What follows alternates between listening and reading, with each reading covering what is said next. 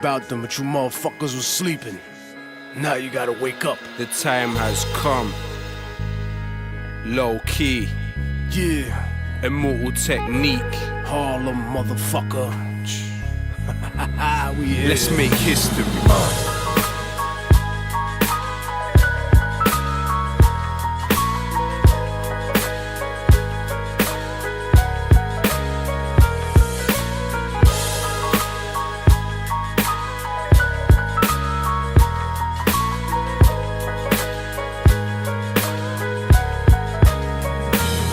From West End to the West Bank, I write righteous rhymes with my right and wrestle the devil with my left hand. Never worked for a Zionist, never been a yes man. My art is like Rembrandt painting pictures of death camps. The average person is allergic to the words of wisdom. This is for everyone, the Saddam's Kurdish murder victims, and all the pure souls that never had the chance to speak. Truth pumps in my arteries and causes my heart to beat. For soldiers haunted and tortured by guilty memories, who realize too late to reveal their real enemy. It's all dead wrong. For every victim of racist persecution, from Auschwitz to Hebron, my words may sting cowards. For people that were atomized by the third mate in the Twin Towers. Those living through the wars ask me what I do this for. Put the world in its place before it puts you in yours.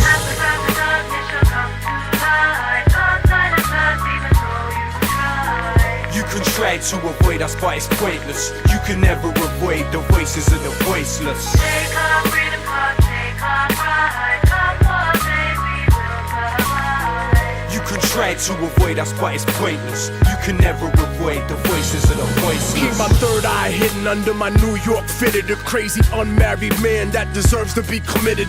The future is encrypted in my troubled lyrics. Dream that I've been somewhere for weeks and wake up in a couple minutes. Sweat dripping with visions of population control. Thoughts overflowing my world like the melting of the North Pole. My people are targeted by military crack committees, so I'm bucking at the feds like natives in Rapid City. Reality savage, my words are like a riot in Paris. The voice of the voiceless, that voice is social imbalance. So stand strong or sit harder in your mental palace. Blinded inside the kingdom, united to its old habits.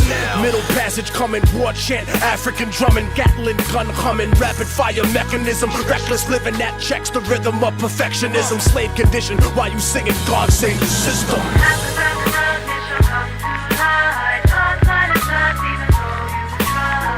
You can try to avoid us, but it's pointless. You can never avoid the voices of the voiceless. Take our freedom, take our pride. Come one day we will survive. You can try to avoid us, but it's pointless. You can never avoid the voices of the voiceless. Detain my body, but you can't imprison my mind. If it's my time, I'll probably die with my fist in the sky. These are the thoughts of a man who can't escape from his coma. Cries of a young virgin girl who got raped by them soldiers. Birthing a screaming bastard post-colonial nation, subject to childhood diseases, famine, war, and inflation. Education molded you into your master's image, and you forgot who the fuck you were before the war was finished. You're hearing the ghosts of Nagasaki, you're hearing Hiroshima. Beautiful babies being born with the weirdest features. You might never see me in the chart, but inshallah my seed can see peace in Iraq. But peace and freedom can never be given, that's historically forbidden. Cause only collision is the recipe, changing the course of destiny. So I'm strapping weaponry,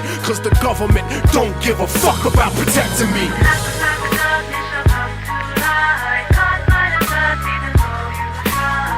You can try to avoid us, but it's pointless. You can never avoid the voices of the voiceless. Take our freedom, take our pride. Come one day we will survive. You can try to avoid us, but it's pointless. You can never avoid the voices of the voiceless.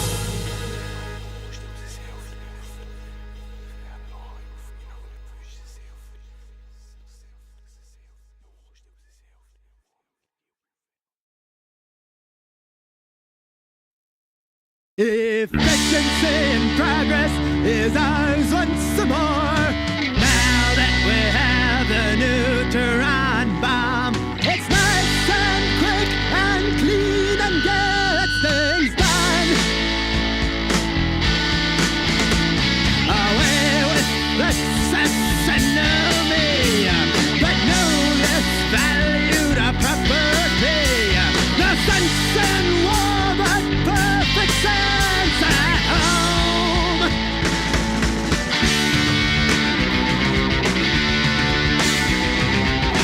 beams down and a brand new day. No more welfare tax to pay. A tight lum's gonna be flashing a light. Countless millions whisked away. At last we have more room to play. Our systems go and kill the poor tonight. Gotta kill, kill, kill, kill, kill the poor. Kill, kill, kill, kill, kill the poor. Kill, kill, kill, kill, kill the poor tonight.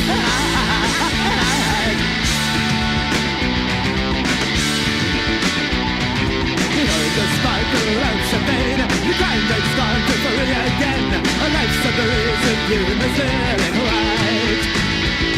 Jane Fonda on the screen today. Convince the liberals it's okay. So let's get dressed and so in the night. Oh, kill, kill, kill, kill, kill the poor. Kill, kill, kill, kill, kill the poor. Kill, kill, kill, kill, kill the poor tonight. Kill, kill, kill, kill, kill the poor. Kill, kill, kill, kill, kill the poor. Kill, kill, kill, kill, kill the poor tonight.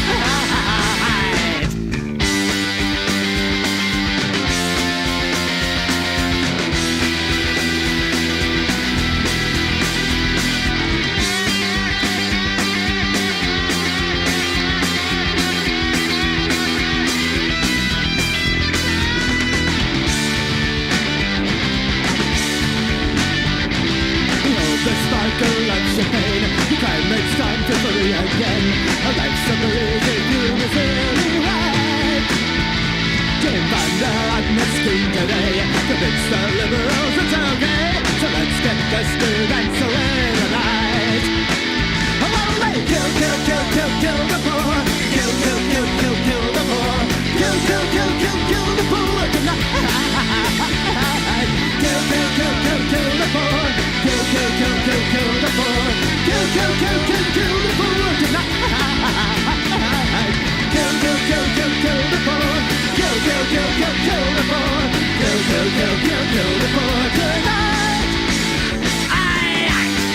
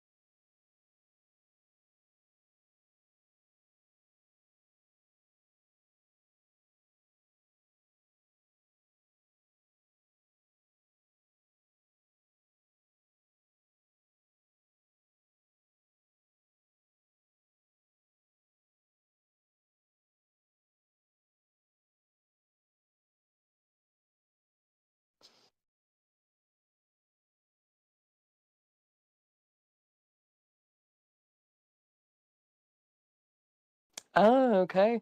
Well, thank you for having me on. Right now, my friend Raven here is trying to get her computer sorted. She's having some technical difficulties, but she said it seems like my audio's going through, so that's good at least. We're all in now. So, like, Oh, we're all in. so welcome, ladies, MBs, and whatever men are. Just jesting, Wow. gentlemen. Throwing shade already. We only just got started. Wow. It's-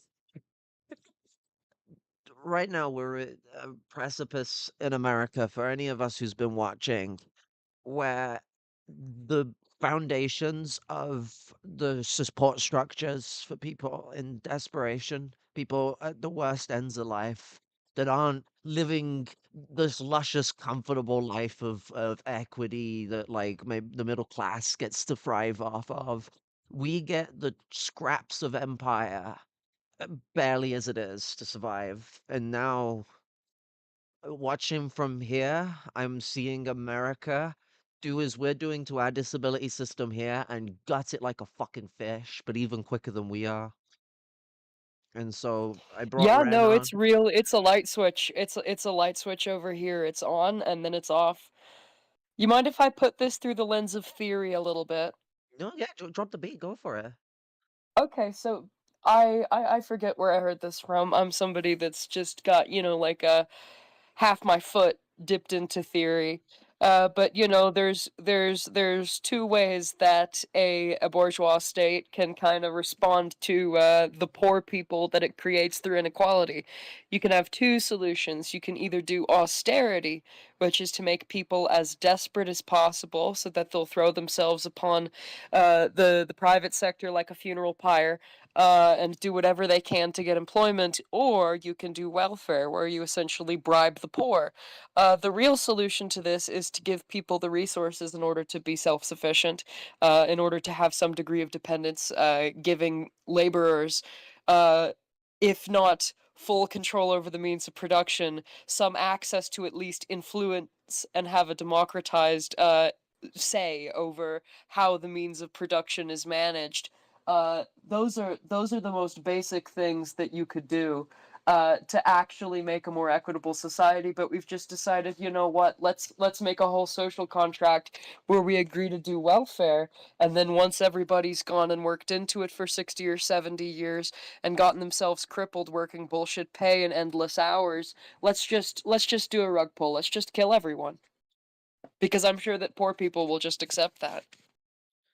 It's the way that they're picking us off in bits. Like, they're saying for people to not completely gut Social Security yet, which is why they've only been targeting the officers and not the actual, like, recipients, which will come later. I think they're being very tactful to basically target SSI for disabled people and Medicaid and Medicare, especially Medicaid more so than Medicare, is because it primarily affects like disabled, elderly, and retired people, which are people that especially toxic masculine folk them in the white male side of things are very quick to want to disregard, but we even get that amongst like white femmes Yeah. too. It's not an exclusive thing to them, but it's predominantly a very patriarchal thing to go, these are useless eaters, to pull the Malthusian shit. To pull the Hitlerian shit. Straight up. What's the difference? But anyhow, I was speaking to some young men who are very much on the grind set, and I was saying that $800 billion of Medicaid cuts is going to look like millions of seniors being evicted from nursing homes and dying on the street. And then somebody said, "Oh well, looks like they can pull themselves up by their bootstraps." And I was saying, no, this is going to negatively impact you in a severe way. Like the baby boomers that made society suck this much aren't the people in nursing homes living off of Medicaid. And I was talking about basically eugenics and how, this is the bent from RFK Jr. and Elon Musk. And I was just saying, no, this is absolutely the plan. They're hoping to kill as many poor, elderly, disabled, sick people as possible, so that it lowers their burden to society. And then, these people who, have voted for Trump, support all this other shit, just say, "Oh, I hate politics." And I'm like, motherfucker, you voted. You voted. You're gonna destroy society. You are responsible for this, and you get what you fucking paid for. It's that genuine like ignorance around a lot of this stuff for like both the people that are unaffected, though their ignorance is more malicious a lot of the time from, but not for everyone though. There's a lot of people who are just like claritly ignorant, but I'd still say it's toxic ignorance. It's not just unknowingness, it's an ignorance born out of Oh, it's individualism. weaponized ignorance. It's absolutely weaponized Yeah. ignorance. But then you have the malicious ignorance, which are like the center of it all. Those individualists have to follow someone, and they follow because, like, as much as individualists like to think that they only follow my own creed, except the petty bourgeois news presenter I put on the TV every fucking morning and listen to all the drivel it is. Because I've noticed with these people, a lot of middle class people that are either like myself or my nuclear family or whatever the fuck, they always will watch like Sky News and shit like that. They might not even be that right wing in all their politics, but they watch right wing politics. And so it's like, how do they culminate in the end? It doesn't matter what like percentage of leftism they have if no one is countering the information they have. And if they've been taught from birth that they can frame being political as not political, they can frame watching the sun and sky and all that spew all of their fucking fascist nonsense and agree Well, with you it know, and that this not is be just well, political. you know, this is just a reasonable conversation we're having. We're having a debate over how many of the poor that we should kill. Personally, I think we should probably only kill 30 or 40% of them. Fuck, it's so like that though. They're like, like there are people, even people that are struggling that are I'm a like, respectable person. well, it helps us, helps the society. Society is struggling. We need to save money. Like it's genuinely the way a lot of people are gonna justify it to themselves, and that'll work Okay, so much more in America. Because here's the thing. It's like a lot of these people, have you ever heard Mean Talking Blues by Woody Guthrie? yeah, I'm the meanest person. I never had a brain. All I scatter is aches and pains. And then it goes on where it's like, let me see. I ain't no union man. I hate everything that's organized and planned. I love to hate and I hate to love. I'm mean. I'm plain old mean. And it's like this sort of a shit where it's like, "Oh, well, society sucks. I don't like that. I want to improve society. How should we do it? By making society worse for as many people as possible.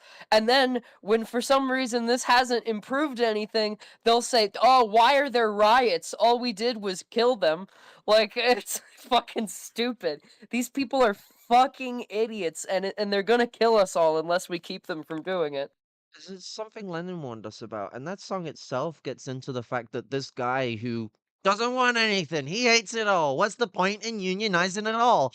That person turns into a union buster. That's the whole like philosophy of that song is that the people that say they don't Yeah. care and they're not in for politics will fucking kill you if you get in the way of their liberalism or their fascism and what they want. And it's like, well, they are political, and they do eventually get organized and find some type of collectivized individualism. So it's like their own arguments disprove themselves because the framework of their individualism is unsustainable without a form of collectivism. That's why liberalism always decays into fascism. Fascism collectivizes the society of capitalism, but it's still that liberal, well, it's not liberal, but it's still that capitalist society. So the individualism of liberalism is in essence a part of fascist collectivism. Mosley actually talks about this, Oswald Mosley, and he called it collectivized individualism. And yeah, like for once, a fascist is aptly describing their own ideology and not just fucking covering it up with loads of like weird nonsense. That is the truth about it is that they weaponize the need for collectivism because individualism doesn't work. I mean, that is one of fascism's criticisms is that individualism doesn't work, but they still push it because it's essential for their capitalist philosophy too. It's almost like mixing opposing Well, yeah, philosophies is not a good idea. the whole ideology of the ruling class of a fascist system is that they're going to convince all of the average quote unquote normal quote unquote acceptable people, whether they be white or men or heterosexual or whatever the hell else, they'll convince them, oh yeah, yeah, yeah, yeah, yeah, yeah, yeah, we're getting rid of everybody else because it's going to make it better for you. But then eventually those people that have already been benefiting from all of these other groups of people that don't have a good lot in life and that are subjugated below them, all of a sudden, now that everybody else is gone, they're the new slaves. They're the new people that are getting put under the boot. It's like the whole idea is, hey, get rid of everybody else that could possibly collaborate with you to resist our influence and our centralizing power. And then once everybody else is gone, it's like, well, you're fucked. Enjoy your 40 octane gas and getting shelled all the fucking time. Welcome to Germany. Well, yeah, I mean, it's like, oh shit, I had a thought and my brain lost it.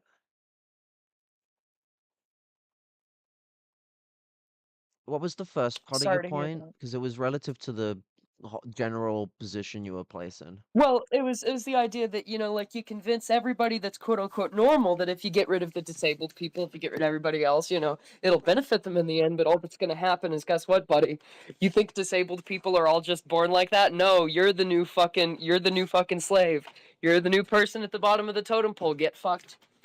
It's so the SA in Germany, which was a like petty bourgeois paramilitary force for the Nazi party, they they would go to like the poor, the homeless, who the Marxists were not like. There was a problem with revisionism back then and chauvinism, where people would discard the lumpen proletariat as inherently reactionary sector of the proletariat. Heck, they'd often lump like lumpen petty bourgeois and bourgeoisie into the lumpen proletariat. Marx did this too, and it's like very chauvinistic. They just abandoned homeless people, unemployed people, like low end like drug runners and all that, people that are like trapped, like prostitutes and stuff like that.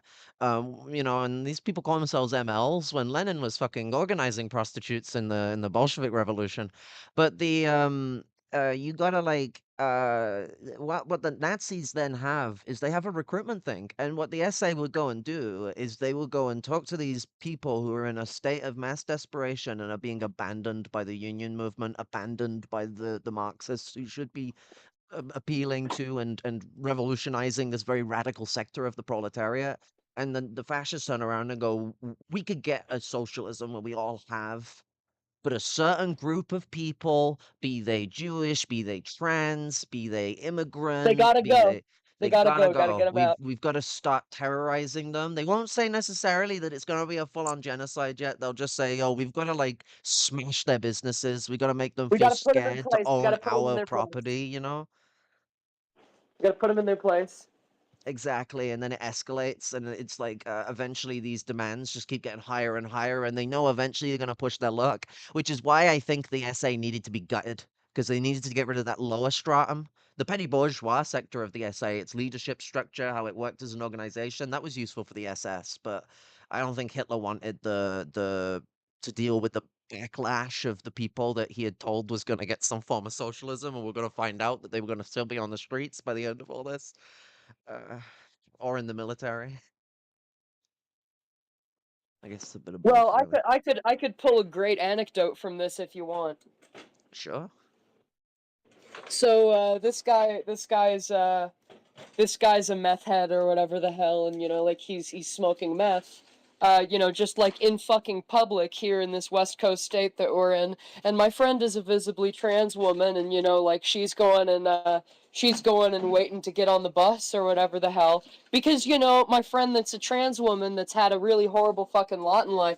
She's actually a fucking productive member of society, and fucking contributes, and she's an in-home caretaker, and like is actually going out and working and contributing to all this other shit. And this fucking homeless person, like, here's the thing, I don't have it out for homeless people. I absolutely have got it out for reactionary fascist homeless people, because this fucking guy, he takes the break from smoking his meth to go and yell at and threaten my fucking friend, and like threatened to fucking mug her, and saying like, you should fucking leave, we're gonna fucking deport you, Trump's gonna fucking get rid of you, we're gonna get you out of the country. And it's like, you fucking dipshit, you're gonna get fucking forcibly sterilized, you dumbass. And his fucking friend is just like going over there smoking meth or whatever. He's like, dude, no, like, you should like come back and like keep smoking meth with me or whatever. And it's like, my friend has to like lock eyes on him the whole fucking time, hand on the bear spray, because this guy's a fucking psychotic person. It's like, yeah, I know that liberalism's failed you, dude, but going and attacking random minorities isn't gonna fucking help you, because unless you've realized it yourself, you're also an undesirable, and this isn't gonna go very well for you. I mean, they are Like, undesirables, and what it is that like this is a failure on organizations, where like when you're dealing with especially white men on the streets, the best people to interact with them would be communists that are also men. Like we shouldn't have to always be at the risk of danger because we're the more willing people to do something. But the reason why someone like that can get so caught up in fascist ideology is because for years and years, Marxists as a collective organized group have like abandoned these people. And so fascists have just filled in the gaps for the last 20, 30, 40 years. And it set us back.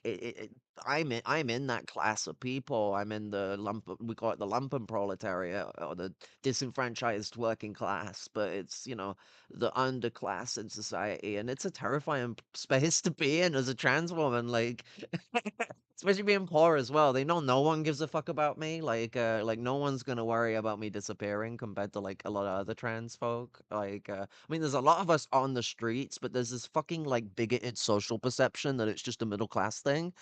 And I mean, part of that is because most trans people that hit the streets detransition because chances of you getting sexually assaulted are ungodly fucking high. Survival. Fucking survival. Exactly.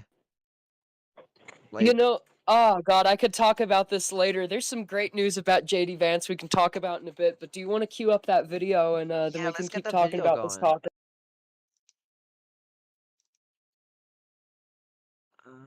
Okay, I need to switch cam modes. Sound like such a slut when I say stuff like that. I'm like, just gotta switch my cam modes. Like, fucking now. I wrote a speech last night. It is titled very simply, Culling the Poor. Modern eugenics and the rich elite's plan to torch our social contract. The owning class has a vision for the future, and you are not in it. I've seen many sides of American life, from attending private school with the sons and daughters of millionaires and rich real estate moguls to filing for food stamps shortly after my 18th birthday. I've seen the charmed lives of our nation's wealthy, and I have witnessed firsthand how our country treats factory laborers and migrant farm workers. Many of our nation's elite see Americans as lazy. I know that is not true. In America, people work themselves to death. When I took a Greyhound bus through West Virginia, I spoke to an older man in his 70s. He had had a difficult life. He shared with me his experience of losing the love of his life 10 years ago and how he was finding joy in his life after that. I told him about my work in a CNC mill, about walking 15 minutes in the dark, 5:30 in the morning, to get to my job that I worked from 6 a.m. to 4 p.m. I told him about the physical labor that I did, about my time operating a forklift, operating the centrifuge, washing the parts output of an entire factory. I told him I was proud of my work, and he said he was too. His face lit up, and he took a lot of interest. People love to hear stories of hard work, even when it injures someone. I think it's because we spend so much time hearing about the poor work ethic of younger people. No one wants to work anymore. Yeah, right. Part of our social contract is you work yourself as hard as you can for as long as you can, and in exchange, when you get old or disabled, you are taken care of. This was the agreement we came to between workers and the owning class. This was the compromise we settled for as people trying to make a fairer society. It was the idea behind Social Security. Hundreds of millions of Americans have put up with bullshit pay and unfair working conditions because of this shared understanding. Millions have gotten injured, many of them children, because of unsafe job sites. We understand welfare exists to keep us alive. It has never kept us comfortable or given us a real dignified existence. Now we have arrived at the greatest rug pull in all of labor history. For decades, the wealthy and their pundits have called us a burden. They have called basic social safety net programs entitlements. These pundits, on talk radio, TV, and online, have convinced people that disabled Americans are the cause of our shrinking quality of life, that we are the source of our national debt while the rich cut their taxes. They give you all the pieces to draw this conclusion without saying it outright. We need to kill the poor. Many of us will be poor at one point or another in our lives, but the rich know that they will not. Whether the rich understand it or not, they have made a society with millions of disabled people and a healthcare system which focuses on extracting money from sick people instead of healing them. Their every action robs us of our money, time, or our lives. Now, it has come time for them to implement their greatest plan, culling the poor to lower their taxes, gutting all remaining regulations, and casting us into a new Gilded Age. Eugenics is the idea that if you simply allow the poor to suffer enough, the weak will die, and the next generation will be better suited. Better suited to labor under worse conditions, better suited to accepting less pay, less indolent. They want to own, poison, maim, and destroy you with absolute impunity. Hell no. I am not going to accept this, and the American people must be informed of it. If this is allowed to come to pass, not only will millions of us lose our lives, but we will collectively be robbed of our futures. There will not be a future for free people in any country on earth.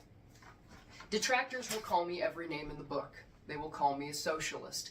They will say that I want the weak to triumph under the strong, that I want the weak to triumph over the strong, or that I believe in taking the products of somebody else's labor. I do not. I believe that labor is sacred.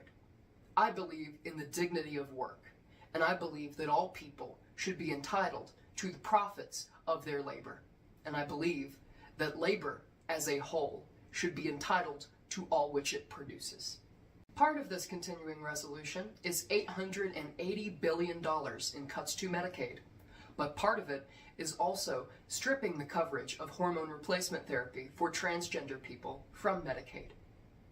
Medicaid is something that many disabled people and poor people rely on in this country. Whether it's $800 billion, $600 billion, or $300 billion in cuts to Medicaid, this looks like elderly people evicted from nursing homes and dying on the street. It will be a mass die-off of the poor, the elderly, the sick, and the needy. Our ruling class is not ignorant to the fact that this will kill millions of Americans. They are counting on it because they see us as a burden instead of what we are, the products of a society which strips us of the ability to be independent for ourselves, a society which robs working everyday people of the profits of their labor at every step in the process from cradle to grave. You do not get to change the terms of this deal after the fact. You do not get to say that part of this social contract is that we work ourselves into the grave and then kill us when we're old. That is not what we signed up for. And you do not get to change the terms of the social contract and expect the poor to still abide by it. I struggle to walk for two reasons. Because I have a genetic disorder that affects my connective tissue and makes my joints more susceptible to damage, and because I worked for 10 hours a day at a factory job for the better part of a year, doing the work of two grown men while I was still a teenager and my body was still growing. I will live with the consequences of working under those conditions for $13.50 an hour for the rest of my life, and the social safety net exists to help people like me. Because people like me are the cost of your cheap consumer goods. People like me are the cost of making brass fittings and parts for guns and parts for pressure washers at pennies on the dollar. Every single week, I would wash easily $15,000 worth of parts. Every month, at least $50,000 to $70,000 worth of orders would pass through that factory. And every month, I took home $1,200. Something that many do not understand about connective tissue disorders is that they cause disorders of sexual development. Many connective tissue disorders are comorbid with things like gender dysphoria, things like androgen insensitivity. My family produces many trans people because we have this genetic disorder in our blood. Trans factory. You do not get to eliminate my genotype. The social safety net includes everybody, and estrogen is one of the cheapest medications and the most abundant medication that the world has ever produced. A year's supply is $100. It is cheaper than aspirin. It is cheaper than antihistamines. And you do not get to strip access to hormone replacement therapy for one segment of the population. Because trans people are not the only people that use HRT. A trans person who is post-operative does not produce their own hormones anymore.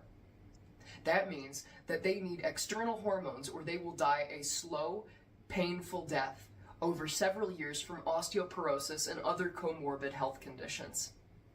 You do not get to force those people to live their life a different way, because it's the same cost either way. For a 40-year-old trans man, he needs to take testosterone for the rest of his life. For a 35-year-old trans woman who doesn't have reproductive organs, she needs to take estrogen for the rest of her life.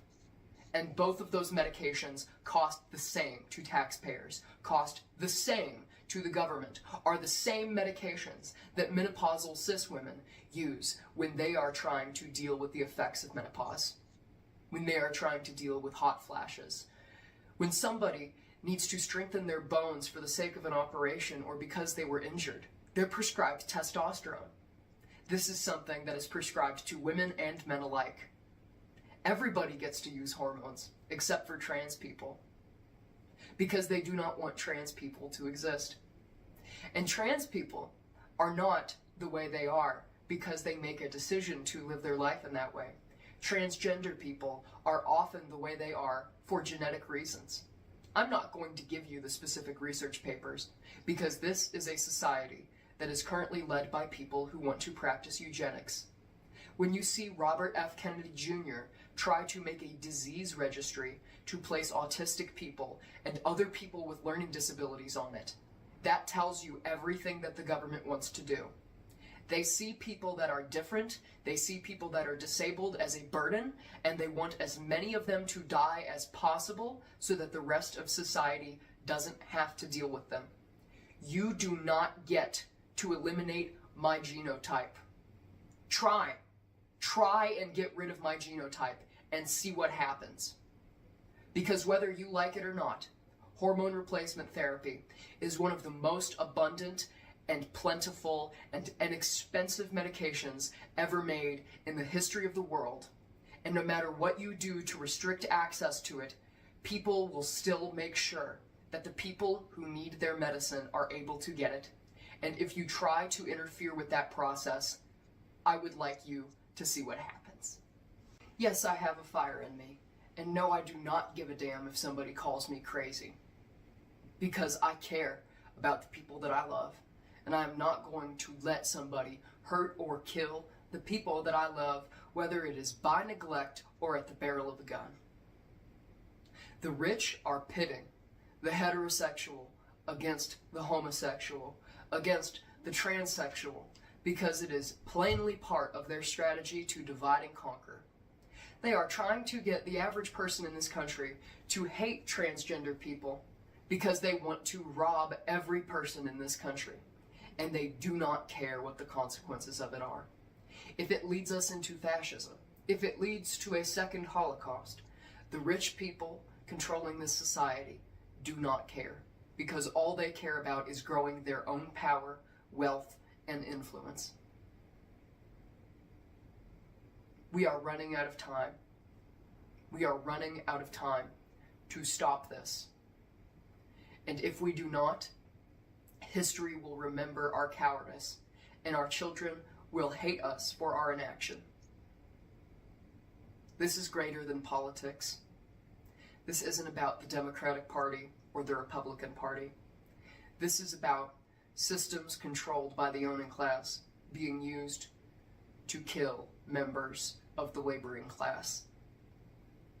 I hope you guys have a good rest of your day. I'll put out more videos later. Take care. Beautifully said.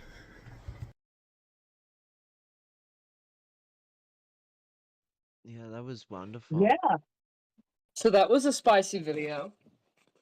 Yeah. I fucking God, can I ramble for half a second? Go for it. Fire.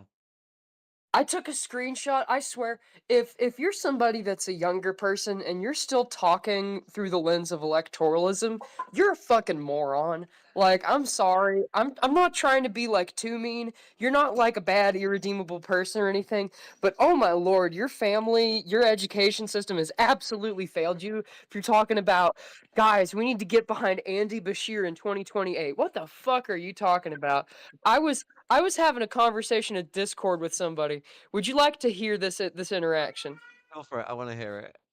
So okay. Let me see.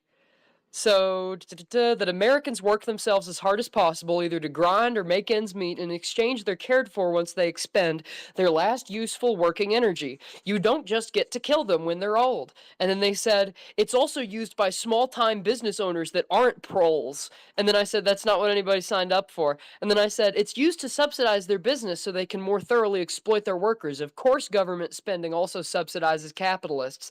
This is petite bourgeois versus greater bourgeois on one specific aspect of this policy, but the brunt is felt by the workers.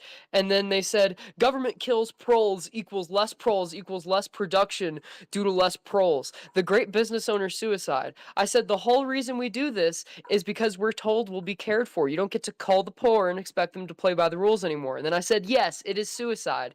And then they said, yes, exactly. Therefore, it is not an example of class warfare or whatever. And then I said, no, it is class warfare. And then they said, this is literally the ruling class shooting at their feet. And my final response was, they are stripping the house of copper wire and leaving. This is short-term enrichment, which is very common in a vulture capitalist mindset.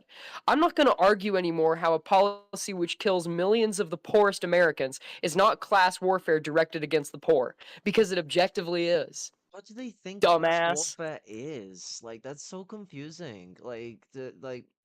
Class war You is you're either something that's an you're either innate born stupid or violence. you chose to be stupid. Do That's they what it not is. know? I mean, this is why, as much as I'm a Marxist, like, I feel like some Marxists are terrible for this too, where they don't understand why we and also anarchists hate the state. I think some Marxists forget that we hate the state and we want to get rid of it eventually. But, like, the state is a system of class oppression for one class over another. And so, like, well, we're the oppressed class. It's Anything the like, have you state never heard does, of a political economy?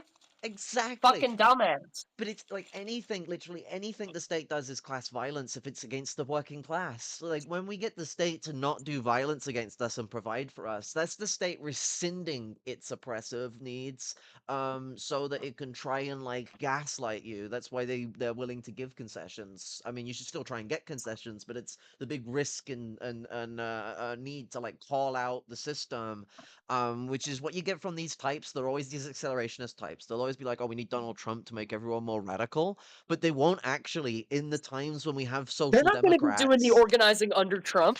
well, I mean, people do less organizing under Trump anyway because it's more fascist, it's more dangerous. We literally saw it happen. Everything dropped off the moment he came in. Everyone's afraid they're gonna get fucking sent to El Salvador.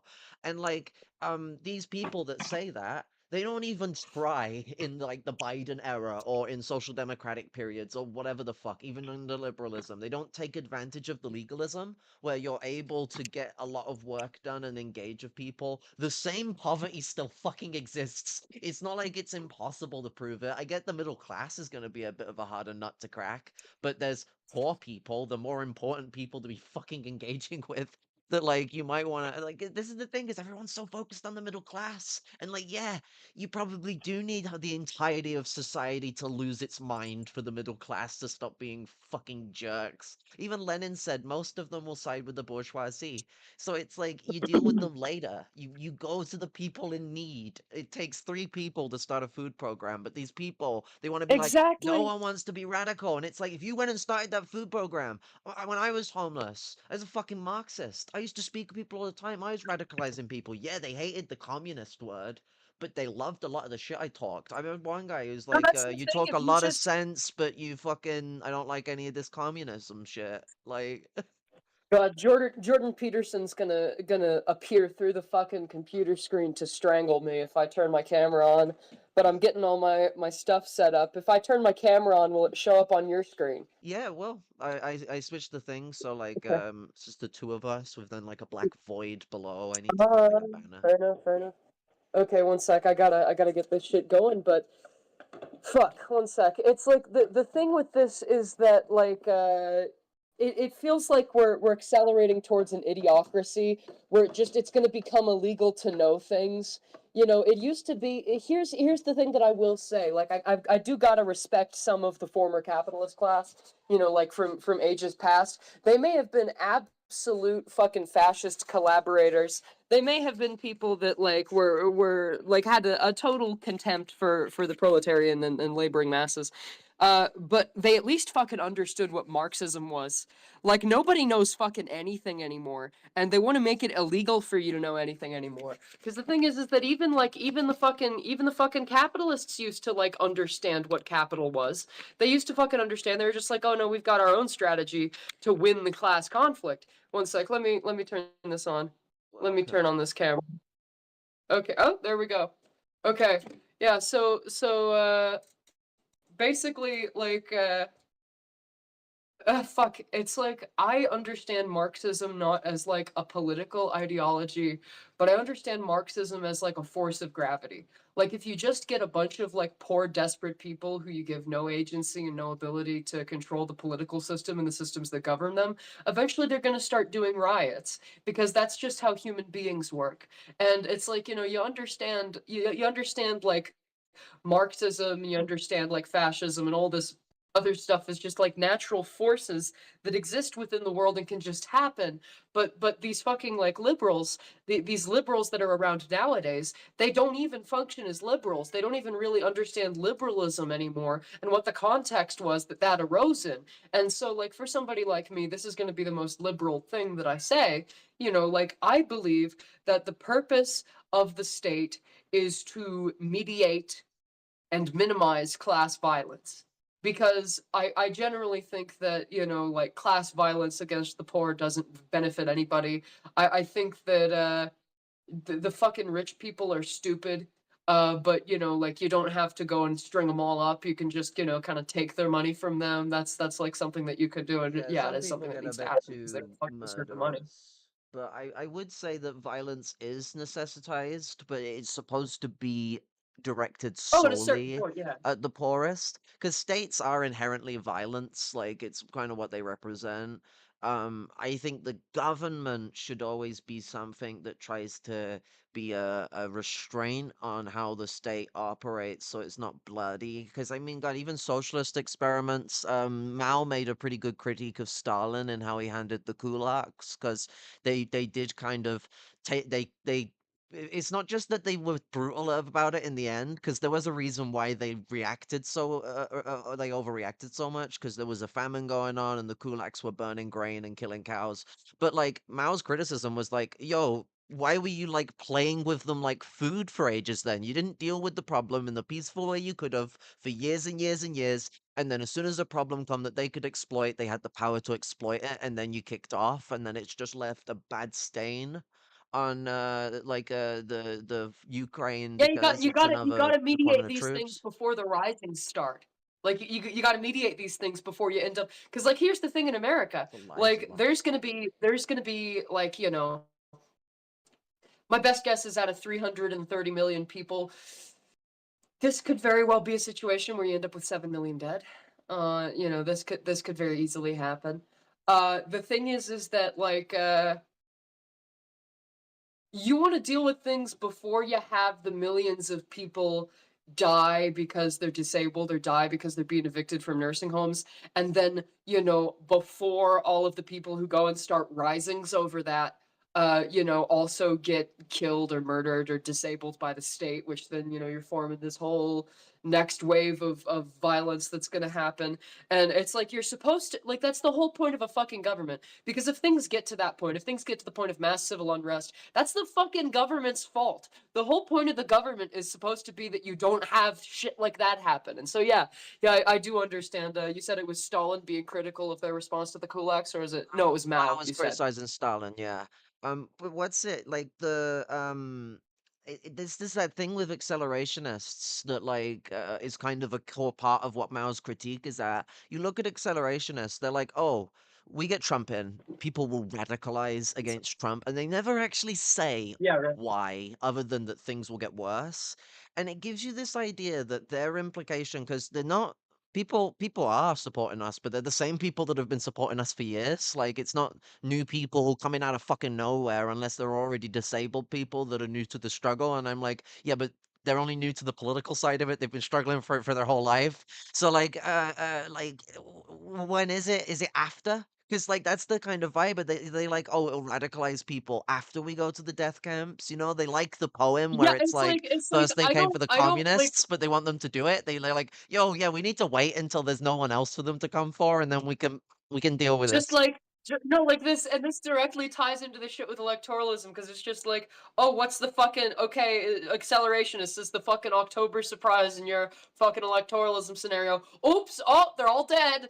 Like, What do you mean I have to do sorry. struggle? I already phoned my senator and said I'm very upset about this. So like I shouldn't have to do anything now. Like surely they wouldn't pass this. It'd be insane to do this. Crazy stuff, just like they said it'd be insane for Trump to ignore a Supreme Court order. How's that going for them? I don't think Yeah, he's not very abided by well. the one to bring back Garcia yet. Abrego Garcia. I think he's still over in El Salvador. Um, God, Holiday in Cambodia and it's turned into fucking like Holiday in like whatever the name of that fucking prison is in El Salvador. The fucking it's got a Are you goofy talking name. about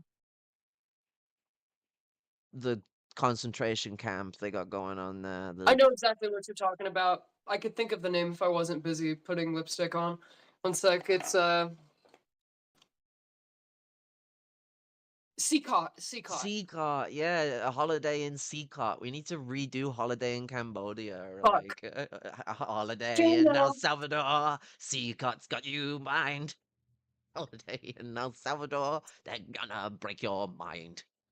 Cat. Cat. Meow. Look Hi. at wow. Such a happy goober. That is not a happy cat. I That's don't what know, that like face was. That's what cats that face cats are was. like That was weird. I just like, if they're not getting angry, they might be happy. It's just a do you know hello. I really need a cat. I want to get a rescue because, like, there's so many cats that get put Ew. down because they don't get rescued. So I want to get an old rescue instead of a young cat like most people do. Because the older a cat is, the less likely they are to get taken. And it's just, I can't stand that. It's heartbreaking. Well, the thing is, I was thinking, I'm gonna foster an old man one day, like a 16-year-old cat that's got arthritis or like something else. But with my luck, I'll go and foster an old man and give him some hospice care and he'll live for another 4 years. What it You is know? as well, though, is that like I've seen with cats how good they are with solidarity when they're healthy with like owners and companions that are disabled. So like when the cat also Hello. shares similar struggles, like there's gonna be some like pretty solid bonds that are gonna go on there because you're gonna be supporting them as much as they're supporting you, and there's that coalescent relationship there. He's a stupid. He's a stupid because he's a cat. Oh, hello. Yeah, no, pets are great. How many people are watching your stream? Um, oh, I'm blocking the stream number with the other window. There's two people, very popular. Well, good, good, good, good. I did post it in like the majority report like live discussion section. And the last time I did that, I did it with an Ethan Klein video and I got assaulted. But I guess when it's not drama, no one gives a shit. Like it's like, oh, important thing, and it's like, whoa, what you want me to think about like something that matters to the world? Whoa, you're pushing your luck there, buddy. No. Oh, this is a good cat. He's purring. Meow. You know, there's always the big danger sign with cats, and that's when they do the airplane ears, and that's where you just gotta like, you gotta fucking find a bunker. Like, as soon as the airplane ears go off, like, Talking about the ears like that. where they like fall back and they're like, "Mm." Like It's that. like, Yeah, that means they're about to jump. That means they're about to jump or do something else stupid. or they're gonna Hey. smack you, or they're just like grumpy. If their tail's flopping around, that normally means that they're very grumpy. But then I know cats do the same thing dogs do, where they'll play with other pets with their tail, or with the companion with their tail. He's a Aw, baby. he's a baby. He's an orange baby. What a big thing as Sometimes, well. I wish. No, go on, sorry. Sometimes I wish I could. Sometimes I wish I could get some like wonderful lipstick on, like some red lipstick or something, and give him like a kiss on the top of the head, and get one of those pictures of a cat just going like With the like lip shave. with like yeah, with like the shape of like with the lip shape imprints on him, the little lipstick marks. That'd be adorable. What will happen is you'll do one with one of them on him, and then you'll be like, well, now I have to do one where he's covered in them, like the cartoons, it starts off with one and then it turns into Whoopsie, 50. Whoopsie. Just like, whoopsie. meow. Yeah, one second. I'm gonna turn my camera off. I gotta get my charger. I'll come back. No worries. Hey, let me know when you're ready to hear the JD Vance news. It's really fucking Oh, fantastic. yeah, no. Um, Sorry if I derailed your stream too much. no, you haven't derailed it at all. Like this is like I got all the time in the world to talk about this stuff. I always prepare streams to be like few hours. Sometimes they're fucking 8 hours. So like as long as this can be, like I like the social interaction and the dynamics that go on when you just put two neurodivergent people in a box and see what the fuck happens. But like, I think what people really need to understand about the current situation is the inherent genocide that goes on with eugenic policies like this. Like, disabled people rely on healthcare to survive for the majority of us. Like, a good two-thirds, three-quarters of disabled people rely on medicine and therapy and counsel care and home care. Like, so much of us rely on that sort of stuff. And if we don't have the ability to have that care in an effective and ordinate manner, then uh we are we are placed at a risk of an annihilation of a lot of people, and this isn't going to be the beginning of the assault on our That's care. that's the thing that's like so scary to me about this is that like when genocides happen, it takes a long time for humanity to recover those parts of itself that are lost, and it can take like 80, 100 years. You look at where you look at where the transgender movement was in Weimar Germany, and like how long it took for that to come back. Juno just took a wheelchair ride. He's been so good. Look at him. My God, Look at him. we have trans FDR. What's going on? Don't Whoa. even. I really, I swear to God, I'm Ehlers-Danlos FDR. Like the good thing is that I'm not paralyzed. I can actually move the legs. And you're But also an like, actual leftist and not a weird social fascist that likes Mussolini too much. well, I the mean, if thing with FDR was trans, it would push him over FDR the edge and wasn't make that him a great of a communist. guy. Let's be Like real. Like, I've done some looking into him. I've done some looking into him, and like, he was kind of. I don't want to call him a dumbass, but like this stuff of like, okay, why are you intentionally like portraying yourself as a fucking dumbass around Stalin, and then simultaneously you're not telling him that you're making the nuke? Like that's fucking dumb. That was a bad idea. I think there's Everything a that big FDR element of did in the that. last 5 years of his outside of the war, he did prosecute the war decently well. But like the way that he went and set the whole world up for how things would be in the absence of FDR was a total disservice to the American people, total disservice to the global proletarian masses. It's just like it, the Cold War didn't need to happen the way that it did. Harry Truman never should have been president. Hiroshima and Nagasaki probably never would have been nuked. It was a fucking mess. The divisions that arise within the Democratic Party because FDR chose to ensure that a successor to him wouldn't be able to arise for the 12 years that he was president. Those divisions and those rifts that formed within the Democratic Party are later what gives you George Wallace. So it's like, like this is like he fucked up. He really did fuck up and did a massive disservice to the country by running a fourth time. What it is that he actually wanted to make a dictatorship out of America. He said something. I can't remember what time in the 20s it was. I think it was just before he did his run in the late 20s for I think it was a Senate race. And he commented I on think it may have how been state governor of New York. he was, yeah, and he was commenting about how he's a fiscal conservative and stuff like that. And he was going on about how, like, he wanted to make America a more, like, Mussolini, Italy kind of society. Churchill's made similar comments as well.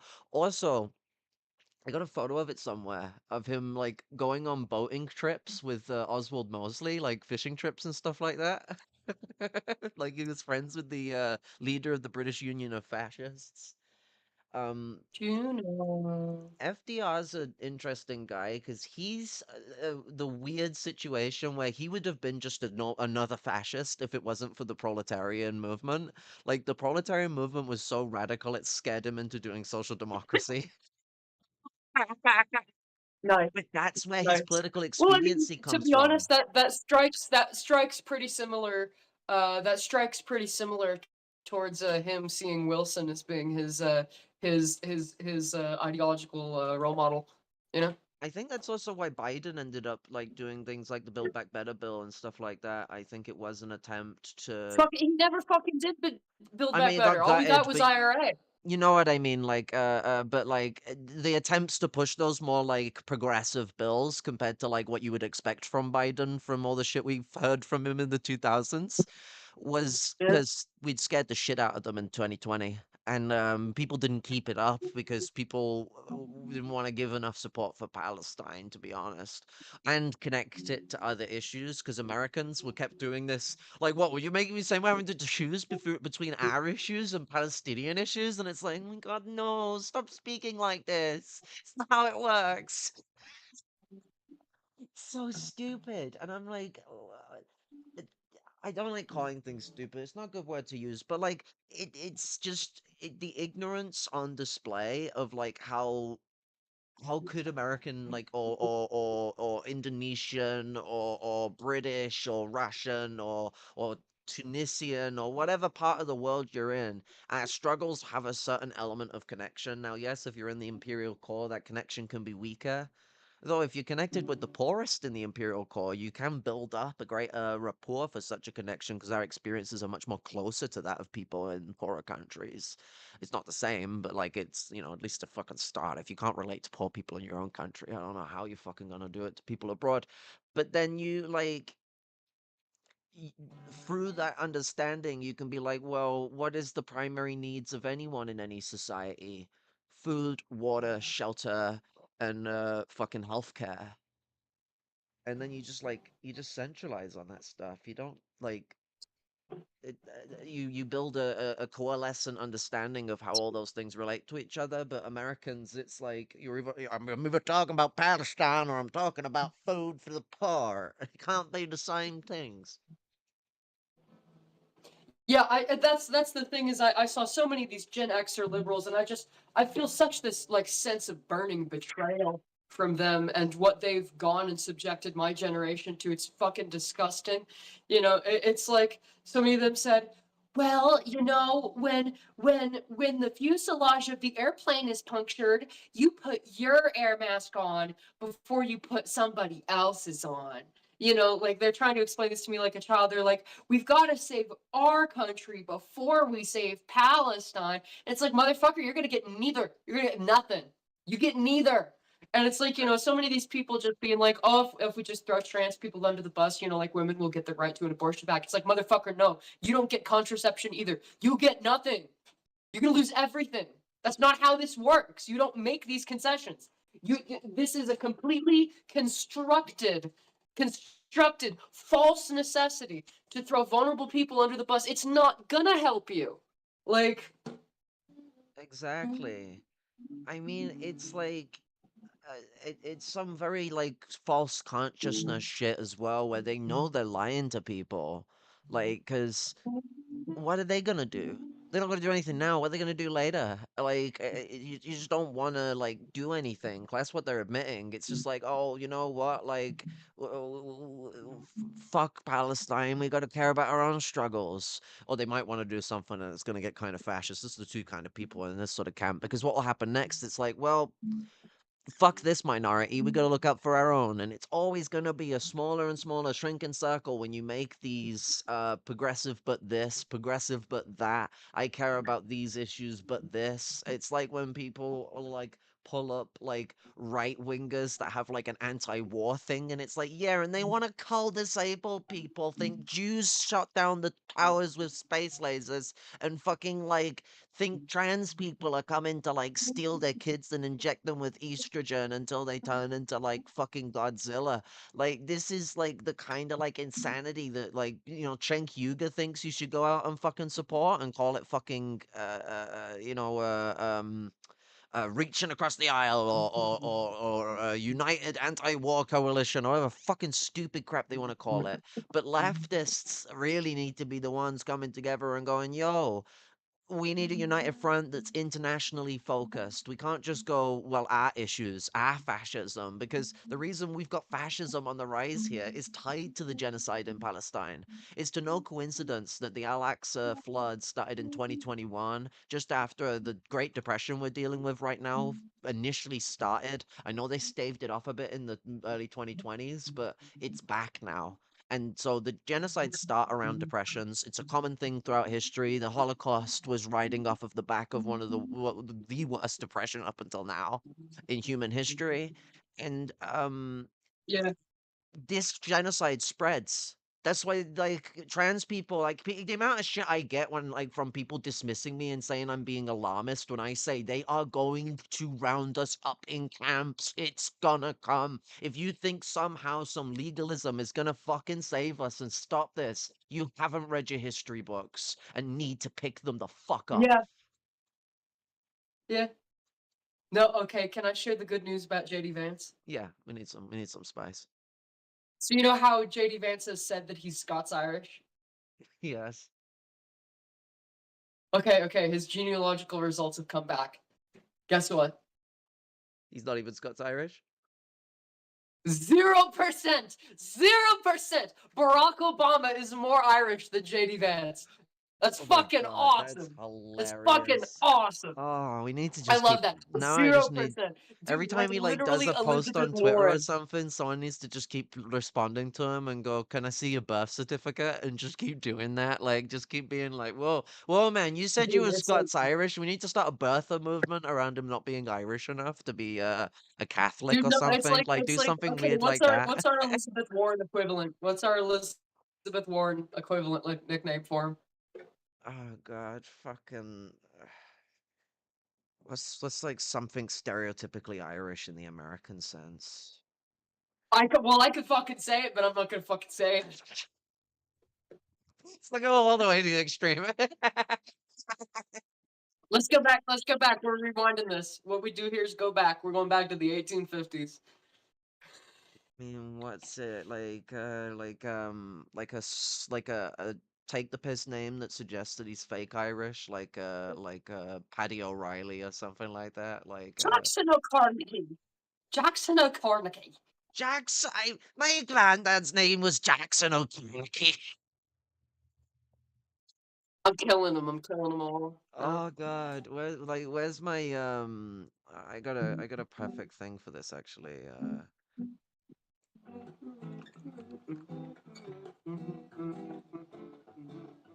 How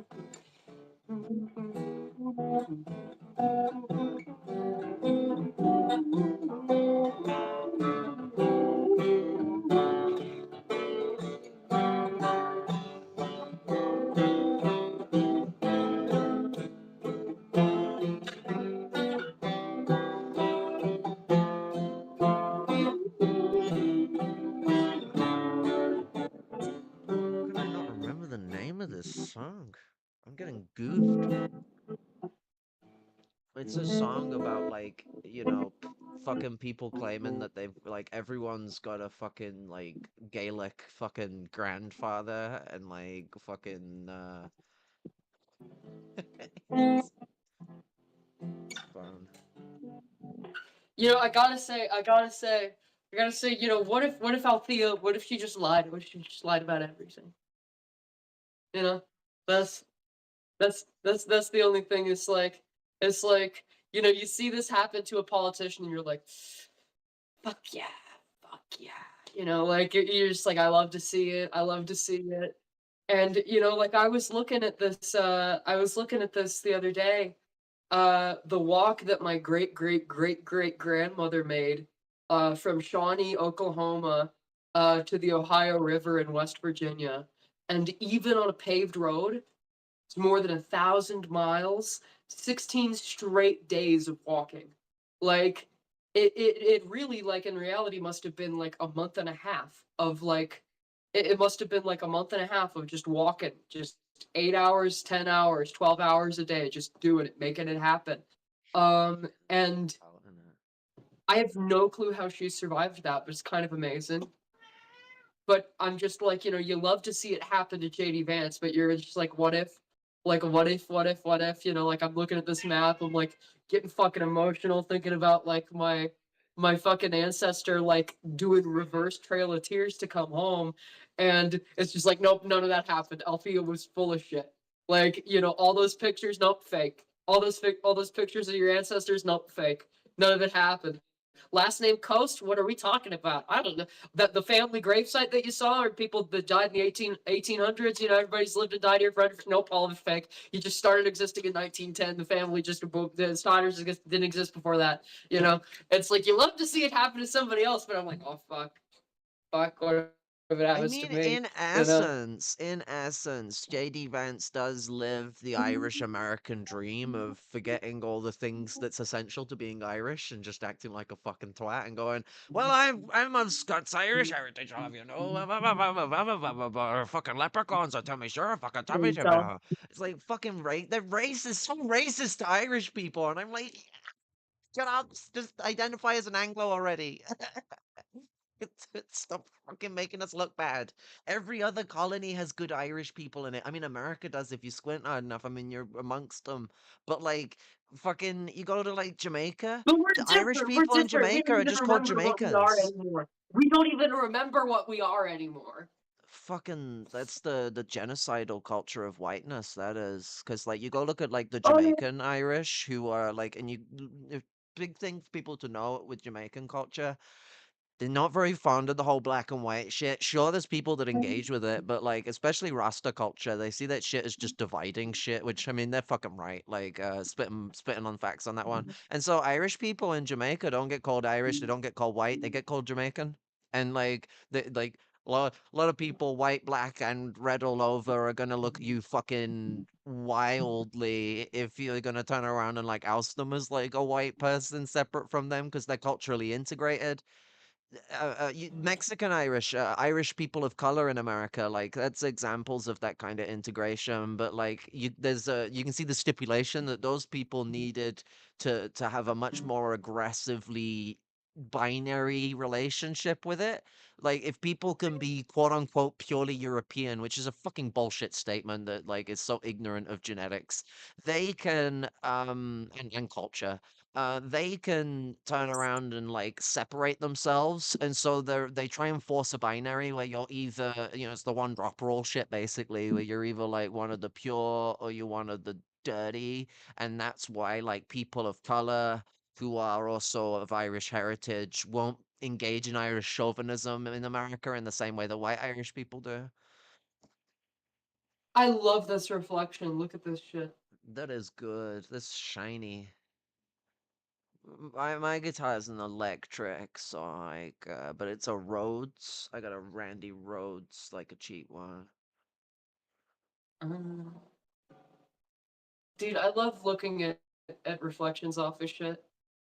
Oh fuck, what am I thinking? It's the Um. lacquer that's doing that. It's a type of like wood Oh oil. yeah, yeah, yeah, of course. But I Very I had pretty. this experience. I'm calling into the- these different colleges and universities in like I didn't call anything in Ulster. I didn't call anything in Ulster. Uh, I was uh, I was calling areas like around Cork and around like the south coast or whatever of Ireland. But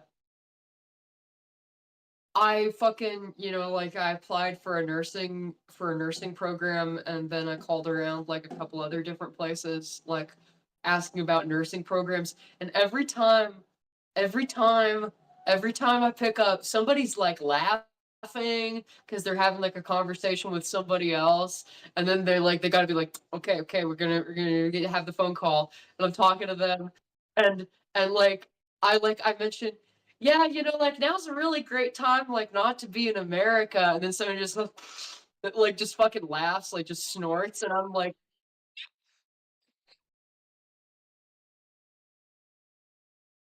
just like motherfucker. You know I what don't know. though? In south of Ireland, you're gonna find like good, especially west of Ireland. You're gonna find like decent Irish folk, but in the north of the Republic, shit gets quite chauvinistic. Ulster is not always as bad as it might seem. The only problem really is that you end up in the UK more than anything. But like if you end up Derry No, side, I'm not doing it. I'm not doing it. I'm I'm not not. doing it. Well, I'm not doing it. I'm sorry. I feel unclean. I'm not I'm doing it. I'm just saying, Derry side is where you're gonna find like a lot of the based like revolutionary shit. I mean, Free Derry, which is not so free these days, but it's still got a lot of I know activists about working it. Frederick. Well, I'm just pointing out as a location, but they have a they have a trans flag flying the last time I saw a photo of it, or like high. So like it's at least like a part of the UK where like I feel like people might shoot someone if they try and take trans rights away, and I'm like, well, that's thank you, IRA.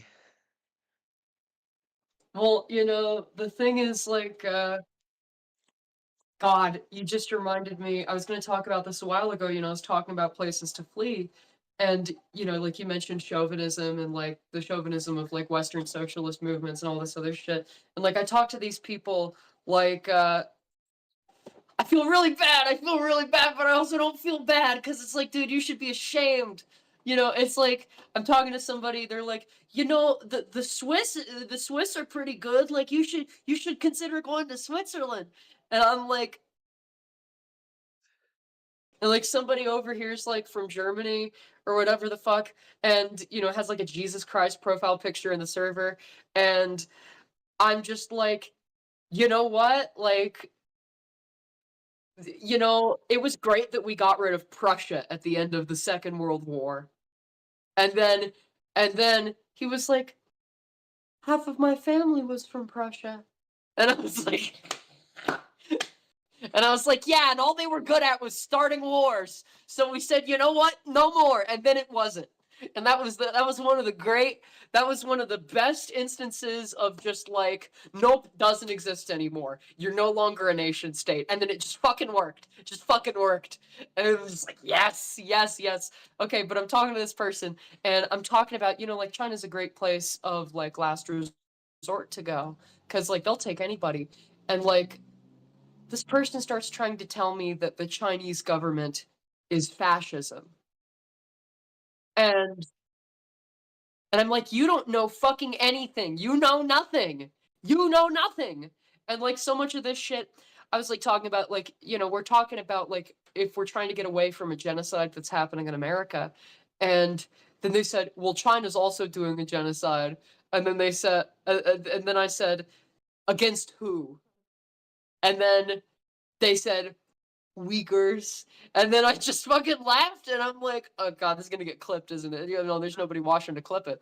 But I'm just like, what the fuck do you think genocide is? What the fuck do you think a genocide is? And it's like any of the fucking, like, I'm like, oh my god, this fucking like American propaganda has worked so well even in fucking Europe. You don't Genocide, even fucking like know. You don't people even think fucking know what a Uyghur is. You don't even know what the fucking origin of that entire conflict is. The whole thing is that China is doing something that absolutely makes sense for the impulse of a Marxist state to be, which is to try to disempower religion, which is a stupid thing. It doesn't work. It backfires. It's dumb. Obviously, it's that's not a good not idea. what's Obviously, there's happening.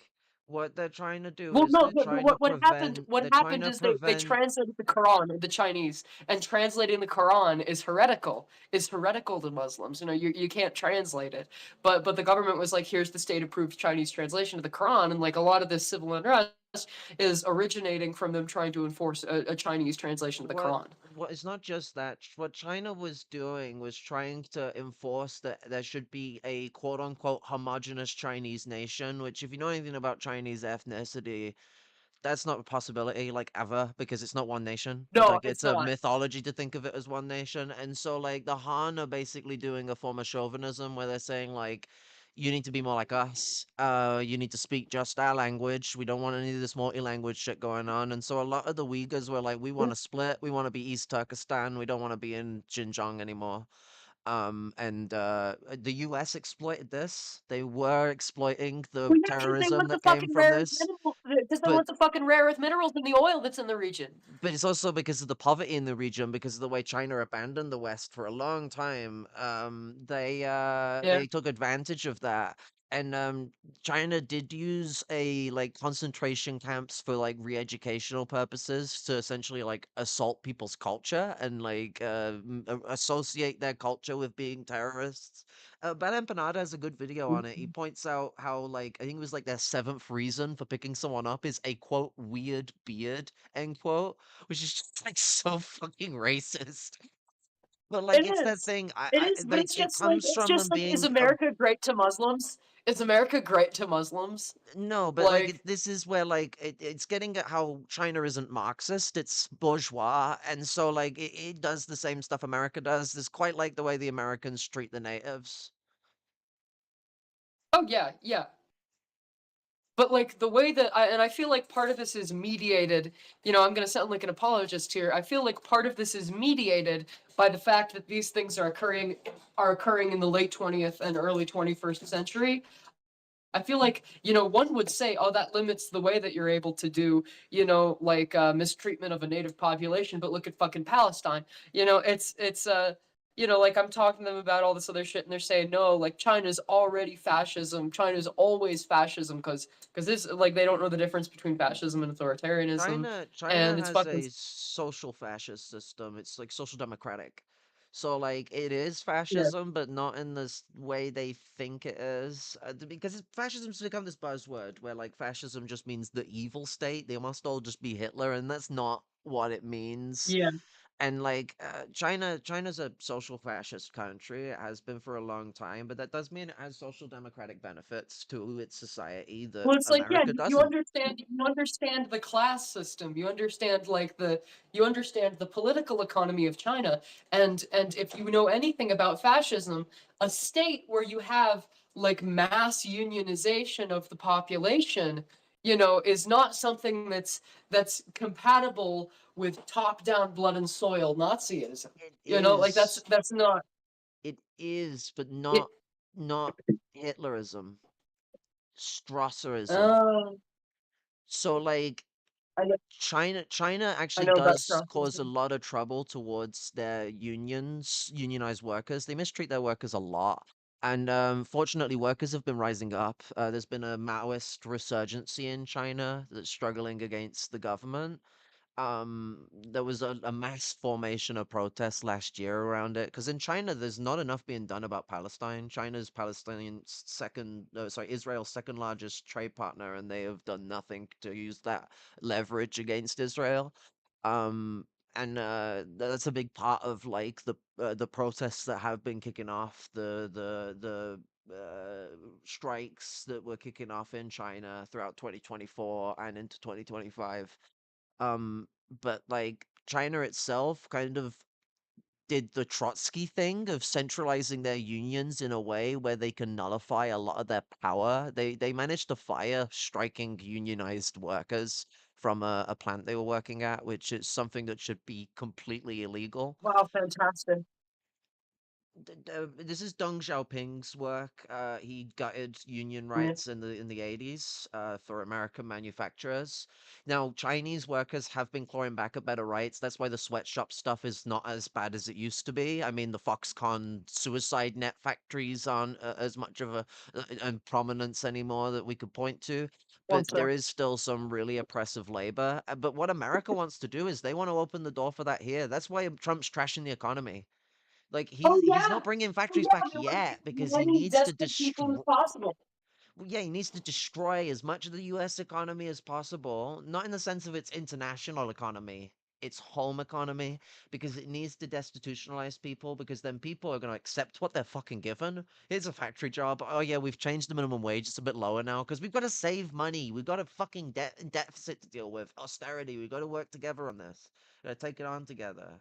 I've had the Queen do like fucking speeches to Parliament where she's like going on about how we need to like all make our sacrifices together while she's wearing a crown that has like billions of dollars worth of fucking jewels on it. And it's that is like where things are going. That's why Trump is saying Tim Apple needs to come bring his fucking factories over here, otherwise he's in trouble. Yeah. Yeah, no, well, the thing is like you can't fucking make an iPhone in America. Not for like 10 years, 15 years, just because of the sheer amount of specialization. You know, like the capitalist class that has managed so many of these firms like Boeing and McDonnell Douglas, you know, like they've managed to, you know, gut them in order to create shareholder value, but what they've really done is they've destroyed like half a century or like a full century or even a little bit more worth of institutional knowledge for how we fucking build things. And it's a travesty. I think they want to speed run That it and prioritize larger scale military chip technology to be perfected and basically subpar a lot of the consumer technology. And so like they're gonna shunt a lot of technological development for like things like Apple and with their like M1, M5, I think they're on now, chipset, the Metal series. I think they're going to stunt a lot of this development because they're going to turn around and throw their weight around, and it's either stunt your innovation or I'm going to make you lose one of the two largest markets that you have and the market that's central to where your company exists. Which, as much as capitalism is on the yeah. international stage, and Tim Apple could definitely survive not being in America, but capitalists are still nationalistic people. So like they do have a place they anchor. As much as they have gotten super international these days, they absolutely have places where they go, no, this is where I am. Like like I'm an American business person, I'm a Russian business person, etc. Like even when they're like Russians working out in like Cyprus, they don't turn around and say that they're Cyprus business people. They turn around and say that they're Russian business people. The bourgeoisie are very tedious like this. They're not as well, you could say like dedicated to their nationalism as like maybe you could say the petty bourgeoisie are. But they certainly do have like a semblance of grounding to a specific space. And so Tim Apple being threatened to maybe lose like so much in the market that it would be too expensive to sell his products in the United States, that could cause some fucking problems. Elon Musk wants the Pentagon to buy cheap drones with AI chips instead of traditional aircraft carriers. Oh my fucking god. We're entering the drone wars. This isn't good. I'm sorry, I've been fucking around. You're okay. But yeah, the thing is like, you know, I'm talking about like survival. I'm talking about, you know, like potentially going and leaving and getting a white monkey job in China. And they're like, "Oh, well, why would you want to do that?" And like, blah blah blah. You know, that they've just fucking said, you know, like I'm a cis white straight man, and like, you know, like I'm anxious and I kind of want to leave America and like blah blah blah blah. And then like I'm talking about going someplace that's not European, and they're like, "Oh, why'd you want to go do that?" I mean, at the end of the day, whatever's capitalist or whatever the fuck about China is the same with Europe. And if European countries were not going to kill trans people, but America's going to kill trans people, then it is perfectly correct for trans people to leave. You know, like we have a like we it's good for us to try and stay and fight. And you're someone who's shown that gusto in conversations we've had. But at the end of the day as well, we've got a right to be like, well, you know what? We're unsafe here. we need to like go somewhere else. What's the point in just getting like rounded up and genocided? It's not like revolutionary suicide where you're dying on the battlefield. You're just getting ripped out of your home and sent to a fucking death camp just on the laurels of people that don't want to get out and actually do some struggle right now. Like we really need to. It's not later. It's Yeah, not it's like, what am I just gonna die for 2026. you to feel bad about it later? Like, what is that it? I'm just gonna die for you to feel bad about it later. That's fucking stupid. I'm not gonna fucking die for that. I'm not gonna die over some bullshit for no fucking reason. Because the thing is that, like I talked to somebody, about like them killing all the seniors and all this other shit, and then some random person says that sounds like civil war, and I said, you know what, like I don't think the American people have that dog in them, but you know what, maybe they'll surprise me. That's what I say about it, and it's but like I don't want to like take part in risings and shit, like I've gone and been the person, the glue holding shit together when it comes to so much mutual aid, so much of like feeding homeless people and like helping other poor people and like trying to do my part. And I see so many able-bodied people and I see so many men who aren't sticking up and doing even half of their part. And it just makes me go, what the fuck am I doing this for? Like I'm just like, what am I going to kill myself for? And, it feels like nobody's learning quick enough. I mean, it's like you're fighting for our rights, which we need to support for, and we shouldn't always have to be the only person that speaks up for our own rights. But then you're also fighting for that fucking like ignorant bastard of a man's rights too, and you don't give a shit. And like it's not always just men, but men are like the primary problem in this. Like I'm gonna go out and say it like that. Like men make up so much of the I'm such a fucking radical, yet I do nothing. I just want to mansplain to people that are doing more than me that now want to drop out the movement. And it's like, well, actually dropping out the movement is low-key cowardice. I kind of want to leave at Yeah, the like minute, but I'm gonna fucking stay. radicalism means putting spikes on my jacket and ironing patches on the back of my fucking jacket. Like that's what it fucking is. Punk is aesthetic Yeah, choices I straight make. up. Like, like I've got the like logo of the MPLA on my jacket, so that means I'm like a radical communist, right? Like, I'm gonna liberate the people with my Like it's like a lot of these people attitude. just want to get laid. Like that's what so much of this is. I'm like, It's too real. I'm sorry.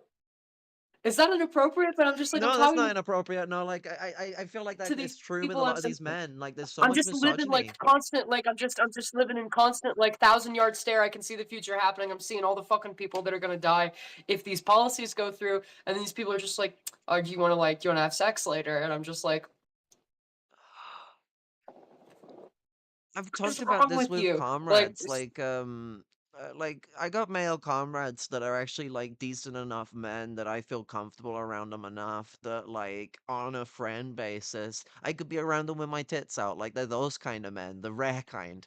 And like we talked about this with yeah, them they're as well, rare. with They're their rare. own experiences looking at it from the inside, where like, yeah, like there's this just like immense amount of misogyny and sexism in the so-called Marxist and communist and leftist and all this movement where like they might actually still be leftists, so I'm not necessarily saying they're a bunch of weird fascists pretending to be communists, but it turns out a lot of them have some really far right beliefs when you really dig under them. But there's a lot of misogyny where these people think that as leftists they can just exploit and take advantage of And women. they think But not only and they that, that think they're that and they above think us that and women better and than queer people are a us. liability to the movement.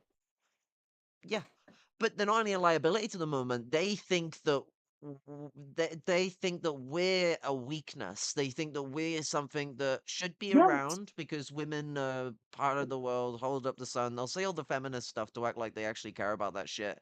But then it's like, but we're women, so like we shouldn't be making decisions and all that. No, we should be rank and file, like they get past the sexism of women can do hard work, but they don't think we can lead. It's like they just like they think we can be a good babushka. Yeah, it's like the thing I was wanting to say though is it's like, just so much of this shit of like not putting the pieces together, I'm talking about like, if I've got to like do like something of last resort to like go and leave and go somewhere, it's like And then you're just like you're talking like the second anybody hears about China, they've got to kick into it. They've got to fucking like immediately start talking about all this other fucking shit. And it's like like the reason I would want to go somewhere isn't because of the government, it's because of the people. It's because of the people, it's because I of the mean, way that they working fucking class organize culture in themselves. China's amazing. Like, go engage with the industrial proletariat in China. Learn Chinese, you'll wow them. Go say, like, hi in Chinese, just catch them straight off guard, because they'll know your English, presume your English, and then you go and fucking, like, drop some Chinese on the belt. Sick shit. You But, become white like, Chinese. You I become white love, Chinese. hell yeah. I love the Chinese proletarian energy. Like, and then there's so many different proletarian energies. There's what 56 nationalities in China, and there's a lot more ethnicities than that if you Yeah. want to really split hairs. So like, you got just so much like culture to like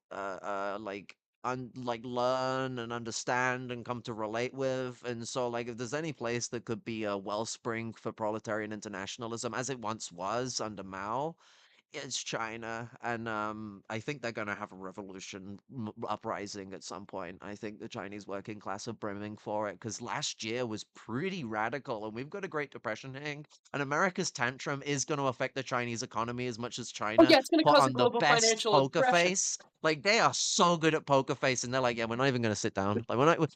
They keep saying we're doing diplomatic talks. We're not even talking with them. And then when they actually did get a talk, they were Yeah. like, oh yeah, America begged us for it. Like practically, you know. Like China fucking fucked America. Like I think China's imperialist, but that was dope. Like I want to see a little more of that. Like Trump had to It's like like turn back on his entire tariff policy because China turned around and went, "We're not budging. What the because fuck are G you on came out of the about?" back door with a no, G came out of the fucking bedroom with a paddle. That's what he fucking did. God damn, Trump got the Caleb Maupin treatment. Shit. I don't even know who the fuck that is. He's a guy who I don't like even know was who a the fuck weird that is. sex pest, like predator, pretend communist, and Oh. what's it? He was like he would like pressure people into poverty through his like organization and dragging them halfway across the world and ruining their well halfway across America, ruining their education, disconnecting them from their family, and then pushing them into prostitution. And then he'd like buy them as prostitutes to Hmm. spank him. And so like there's a lot of paddle jokes when it comes to Caleb Maupin because like that is like the most I crazy and fucked regret up shit. knowing who that is. I regret knowing who that is now. But no, it's even more fucked up than that because what he would do is like speak to people in a way that would be counseling. You know, he's an older person. These people are like 18 to like 24, 5. And he's talking to him about like abuse experiences because he was hit by his dad. I don't think as much as he said from the way his dad's framed stuff, but he was hit by his dad. And he then frames it in a way where then other people speak about their shit and people go into detail about their abuse. And he admitted to one of the people that he would run off to the toilet and go masturbate after hearing people's fucking abuse stories. What? And Why the that's fuck is childhood this on the abuse stream? Now I stories. know why you've got 300 subscribers. Now you know it. Now I know why you got 2 viewers. Because you're talking about Caleb Morris. Caleb, I had a Caleb Maupin Watch thing because he was actually kind of prominent a few years back. God, the Maupin Watch series is a dark side of this channel. Like we've moved past that, but uh, uh, he was like such a big enough problem that I needed to expose him, but I didn't know he was like essentially a pedophile. I don't think there's any other way of putting it. Yeah. I just thought he was a fascist freak pretending to be a communist. And he was good at convincing people. He's not an unintelligent guy. He's a bit of a sort of like melon, and he sounds like the kind of guy that would sit in the back of your car and ask you what your favorite Red Army Choir song is while you're like in the street, like with Street Mandem, like Tupac's playing on the stereo, and he's asking people what they're like. This something like this actually happened where he was in the car and he was like asking like Street Mandem that he was in the car with, like what like their favorite Red Army Choir song is, and it's like I like Red Army Choir music, but that's a weird thing to say to people you don't even know too well just because they're communists. Like this Yeah. You're in America. Ask about like communist country music. It's kind of cringe you're starting with the communist music like that, but like communist country music is better than what the Red Army Choir done if you're talking with Americans because it like speaks to the culture, and a lot of the early communist singers were black. Like that's the thing that's like good with that Really? is that the blackness of country music was preserved in the communist movement, unlike what happened in other essences of country. Like my husband's a coal miner.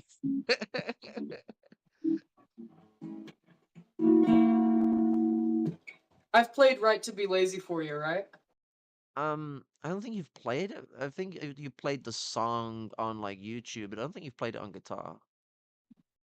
Oh shit, one sec, one sec, one sec. Do you want to hear a little bit of it? Sure, go for it. Or just the fucking riff? Just for You can do as demonstration much as you're purposes? comfortable with. Like we got all the time in the world with these streams. Like Well, that's it's, the essence of it. well, it's fine. I'm gonna dip out in a bit, but thanks for having me on. Let me see. Let me see. That needs to be tuned.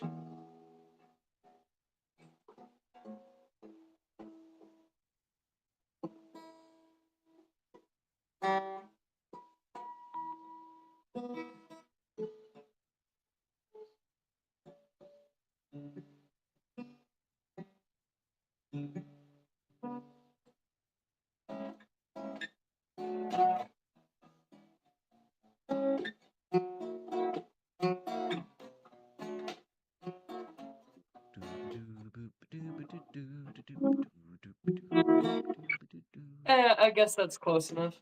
One sec. So it starts off and it's like, one sec. Let me put these down. Let me see.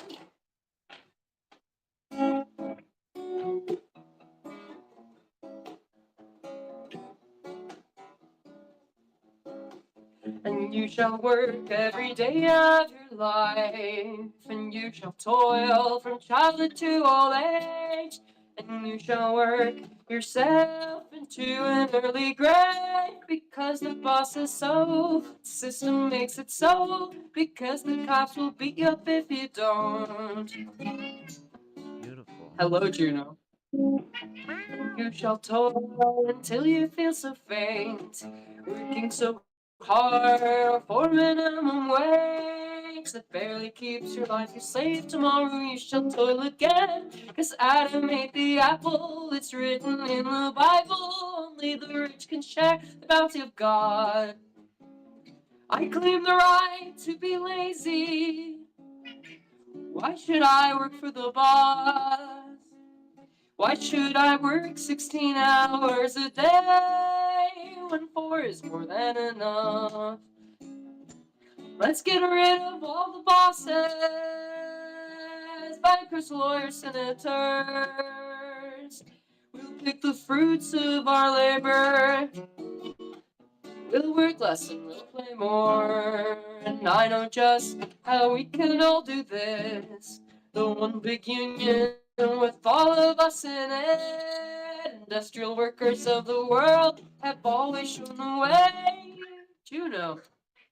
Oh, hello, Cat. To get rid of the boss and to win the class war and make us truly free once and for all.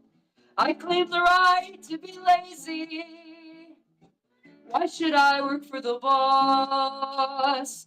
Why must I work 16 hours a day when 4 is more than enough? Let's get rid of all the bosses, bankers, lawyers, senators. We'll keep the fruits of our labor.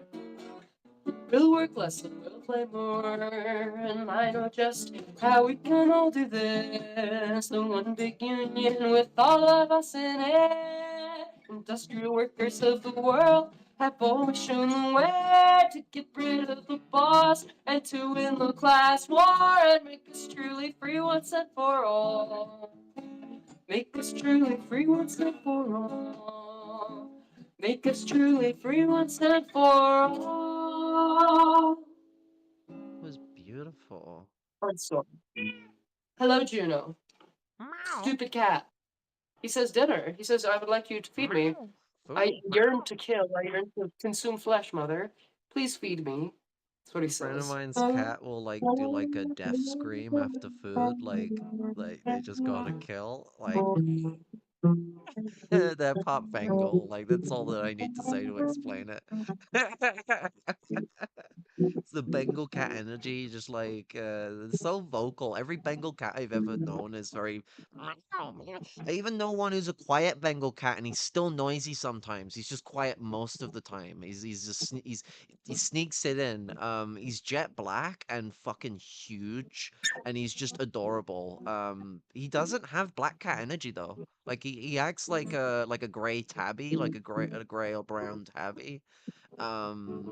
So like I think he's like undercover or something or like hair-dyed cat because normally black cats are like ginger cats. They only got they got the have to share the brain cells sort of situation on the go.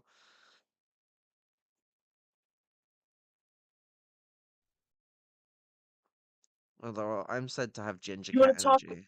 So was going to ask, did you want to talk more about Medicaid and eugenics? Was there any way that you wanted to kind of frame this through? Did you want to talk about things with organizing, this and that? What were you thinking? yeah, so like because of the risk that this brings to people, the loss of life that could Yeah. occur just by like the fact that they're stripping trans people of our HRT, it's not just good enough about the gutting, it's also the way they're reorganizing the institution.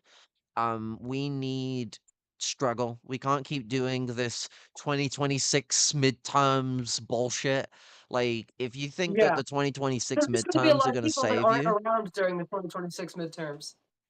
I mean, people just need to go like anyone who thinks that the 2026 is in any way a good idea should do me a favor. They should go on Google. They should type in this very interesting term called the Reichstag fire and just go read about what happened after the Reichstag fire and to German electoral politics specifically. If you think you're gonna vote out Hitler, because it's just not gonna happen. Like, no way. They'll do anything to stop the procedure from going down, and they're not gonna be stopped by getting caught by using normal procedures to do it. They fucked up last time. This time, they haven't even been They did using fuck normal up last time. channels.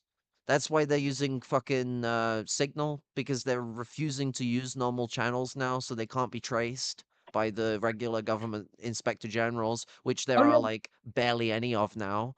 And like it's harder to catch up when you've got to catch up with every individual person. You don't just have the collective snail conversations from their government chats. So like they've created an environment where you're not getting your 2026 election and like the idea that they would not gut social security or Medicaid because it will cause people to rise up against them. Do you know what? It might cause people to rise up against them, but they will cut it because do you know what they'll do? They'll come up with a new bill, a beautiful bill that gives these kind of benefits to a certain type of people because there will be a type of people they'll stop from rioting. It'll be fucking privileged white men and the privileged class of white women. Those people will get offers of certain types of social fucking welfare or different things. The Nazis did this, but the Nazis gutted the healthcare of the disabled because they hate us. This is a eugenicide. It's not just saving money. There's the military that they could go save money from, you know, like this is eugenicide. The thing is, there is going to be a military revolt if they try to push it too far too quickly. But the problem is that nobody's got the dog in them, so they're going to keep perpetually inching this as far as they can go for as long as they can. So where does that lead? That's kind of the question. It's like how many of us need to lose our lives before our struggle becomes important to people is like the really big part of it for me because But what are like what go on. what are your organizational principles? Like, what do you think's a good place for people to start? Because this is going to be a video on demand. Like I normally do a show where like the way that I kind of think about everything is like broadcasting. I think about carrying myself in the manner that I would if I was doing broadcast radio. What is going to be your message for the people that are watching this in terms of things they can take away from it other than feeling like, oh yeah, we're fucked? Like, what's your organizational principle to try and share with people? People need to think locally. Stop getting caught up in this big national party, that big national party. Now, I'm not telling you to be ignorant of them. I think you should understand I everything agree that's with that. going on. But like, if there's a local organization that's feeding homeless people, join that. Even if it's just some fucking Christians or some, like, I don't think too deep about it. If they're helping the poor and they're not fascists and Nazis and all that, they're not weird like bigots, like they're willing to respect who you are and respect your conviction towards this stuff, go join them, get involved. But like if it doesn't exist, you need three people and you need to just think about what works with your community. I can't tell you what will work exactly. It could be giving out sandwiches to the people living on the streets that you see out in the daytime that are like arresting or catching for money. Like going out with like a shit ton of food. I mean, it's okay to give money, but it's good to just, if you're gonna give money, also give food because you know what? Like a need is also like stuff we can spend it on. I was homeless myself. Sometimes that money, a lot of the time, might go on drugs. Not your right to say it. So like, even if you do give money, you should give food because there's not a guarantee that like we might get enough, and we might have to choose between something we're withdrawing on and the need for food. And that is a hard decision. It's not one where we just Yeah. go fuck food and just go straight for the thing. That is a really hard decision to make. So just it's better to provide food and provide a support structure where those people know you as the sandwich lady or the sandwich man or person or whatever, like you go Can I around, give you my recommendation? go on. So this will require an actual capital investment on somebody's part. This isn't something that you can just do sharing your food stamps with somebody if you're somebody that depends on that. Uh, my insurance policy for all of this, because like whatever, I'm posturing, whatever the fuck, I don't care. Like this is unloaded. I'm still gonna treat it like it's loaded. My whole thing isn't this. This isn't my insurance policy. This isn't my thing to try to get through the coming hardships. My insurance policy was 3 buckets of potatoes, a bucket of ginger, a big wheelbarrow full of potatoes, a few heads of garlic, and a few onion seeds, and working on some bean sprouts to grow at this part of the season. I think that if you can try to secure, kind of like some food and resource abundance and shore up where you can, but specifically just going and getting $50 worth of onion, horseradish, and carrot seeds, and like giving it to different unhoused homeless people to go and scatter, in areas where they might be able to grow, that might only be 10% of people's food needs, but that's going like the difference between having 40% of your food need met and 60% of your food need met is a big deal for a lot of people. And That's if we lose $230 billion of food stamps, that's going to be crucial for people. But it's why also like I say that there's a multifaceted angle when it comes to food support because sometimes it might be easier to just start with the very easy thing because sandwiches easy to make, easy to give out. But then like Yeah. things get bigger than that. But you need at least three people to really get some bigger than that going. One person necessarily could do the sandwich stuff, though it would be a bit more work than it could be otherwise. But with three people, you could do food packages where you go around to like local corner shops and you ask them if you can put up vouchers for people to sign and give back to the corner shop for you to collect if they want a food parcel with their like name and like phone number. So you can contact them to get their address to do a delivery so that they don't completely dox themselves. And like you can then like do food parcels and go around delivering food bank stuff where it's like they're not only getting the food bank, but it comes straight to their front door and you're just doing that around the local area because then eventually you're going to pick up people that are going to go, well, how does this expand? You need more people, and I've seen you doing this and this works. This has worked for me, and observation and engagement kicks in. That is going to teach people to get involved in the movement more. That's how people learn. Telling people that you're a radical, you want the world to change, we should feed people more, blah blah blah blah blah. They're just gonna like, especially like people who are poor. We're gonna go, nah, we've heard enough of that. We've heard like the Labour Party or the Democrats go on about how much they want to help the poor. What's this suit or dickhead or dickwad or like like Democratic weird Party's hardly said fuck all in terms of helping the poor. but like you know what I mean is that there's always been some like quote unquote progressive that's like rug pulled, and so it's like you get to a point where you're like, well, I've had enough people tell me that they're gonna do something and nothing's happened, so show me, but also just the way human learning works. We work better off observing something and then getting to engage with it. It's the basis of the central basis of human learning. And so just working together in uniform, where you're all wearing like the same sort of uniform and shit, or at least some kind of coded dress, so you all look very organized and very sophisticated about what you're doing, even if your organization's only 7 fucking people, even if it's only 3 people. To someone else, you could have something going on elsewhere. Look at you, you're all in the same fucking uniform. Like that's something official. It's got like back into it or something. Like it gives you a vibe, but then your vibe isn't chauvinistic. You're like, well, I'm here to fucking give out food, like and water, and I have literature and stuff, and I want to sit down and have a conversation. And it's not about shoving politics in people's faces. This is the beautiful thing about like the conversations you're gonna have with these people in need, is that our existence is so political that just talking to us about who we are and our life and wanting to learn about us is going to spark a political discussion at some point or another. But as well, it's going Oh to yeah. humanize us. You're going to learn a lot about what our experiences and what we go on in this class position. And it will evolutionize as well as revolutionize your understanding of the revolutionary struggle. Because then no communist is too rounded, too done with their understanding of the world. It's always an evolutionary process of constantly having to uh, keep up with the fucking times. And I think that there has been a lack of keeping up with the lowest strata. Fucking A, respect, Antonio. I ain't seen y'all in a long time. I hope you're keeping well. I'll see you later, okay? Oh, I'll see you I'm gonna later. log Love and off in the next couple of solidarity. minutes. Is there anything that you wanted to close on? Um, what's it?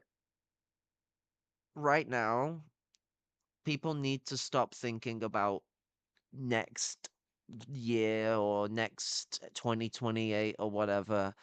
We really, unless you want to see a lot of people die, I mean, we're already having that happen in Palestine and it's being imported over here as fascism always does with genocide.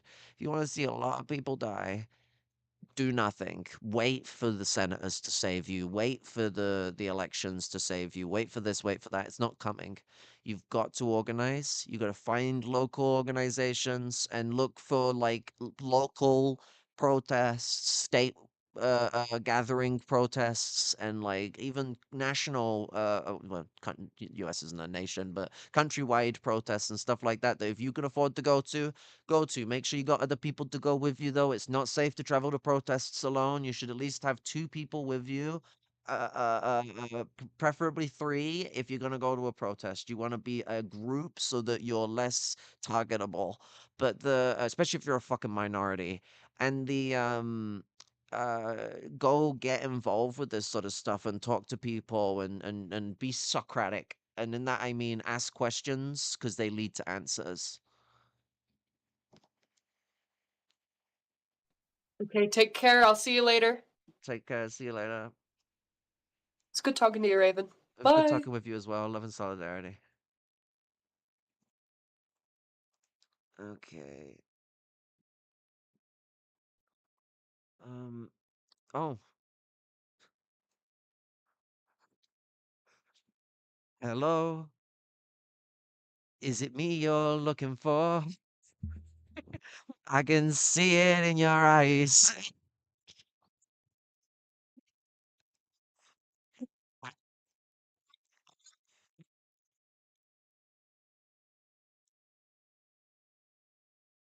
Yeah, no, good. You got your thing locally going on though. Yeah, they got some like RSR thing going on that I got like a bit annoyed with because they were doing way too much focus on making a sophisticated education system before having like a sophisticated like survival support system, and it's like you gotta like put the focus on practice before you start getting all tangled up and trying to build theory with 3 fucking people.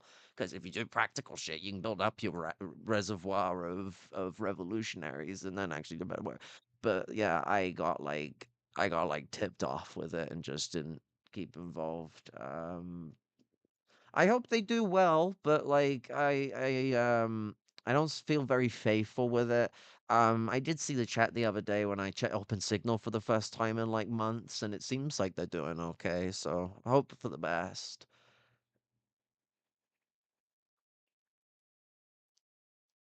You shouldn't go to protests alone, though. You need to find more people to drag to protests. Like when you make social democrat friends, you just gotta always keep pushing them and keep like throwing protests their way, like on the old Facebook Messenger sharing it.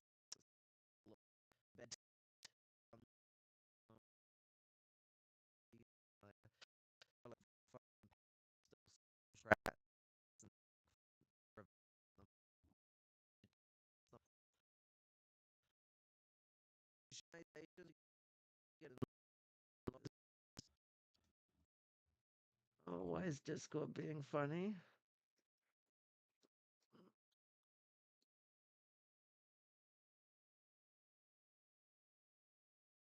Oh, wow.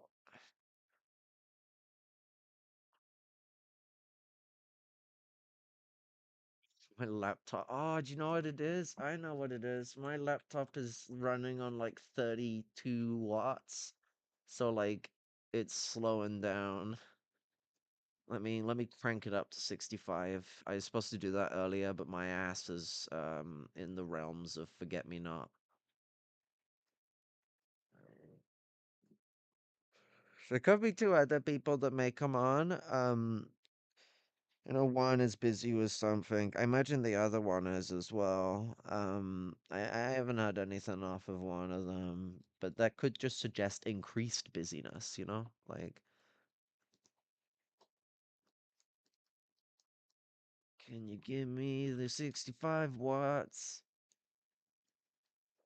I like how it's being sluggish, but like,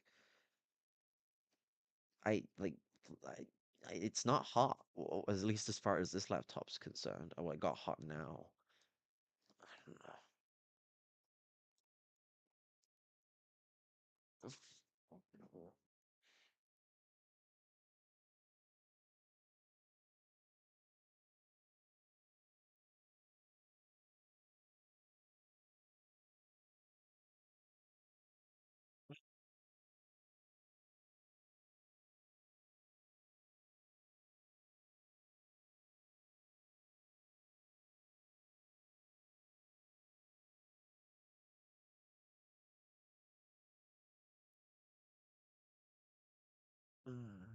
Technology.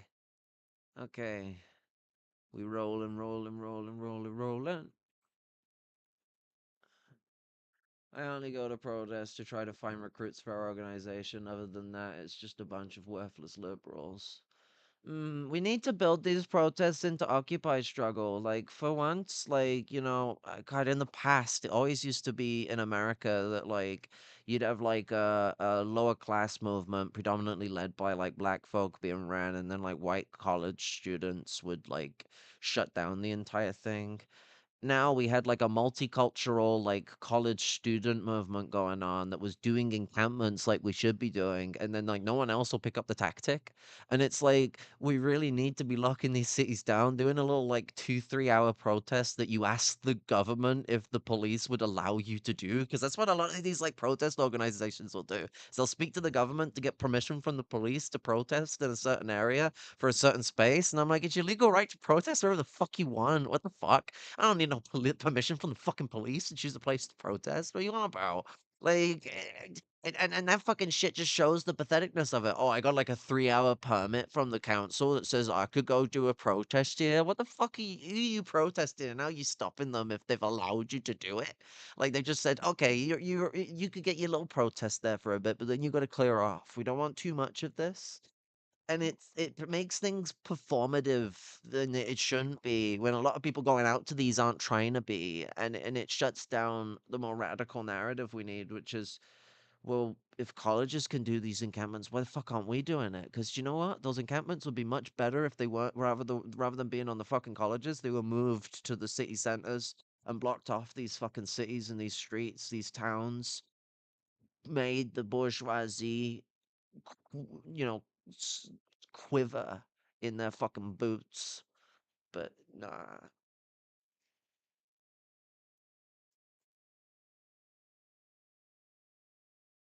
ESL in LA tells the pigs where they'll protest. It's just so fucking yeah. It's so they get the permission so that when the police turn up, the police will like try and be assholes, but they'll like cordially like surround the protest and to intimidate it, but guide where it's going when you're doing like the walks down this road and everything. And it's like we shouldn't be using the police to do that. We should be doing that.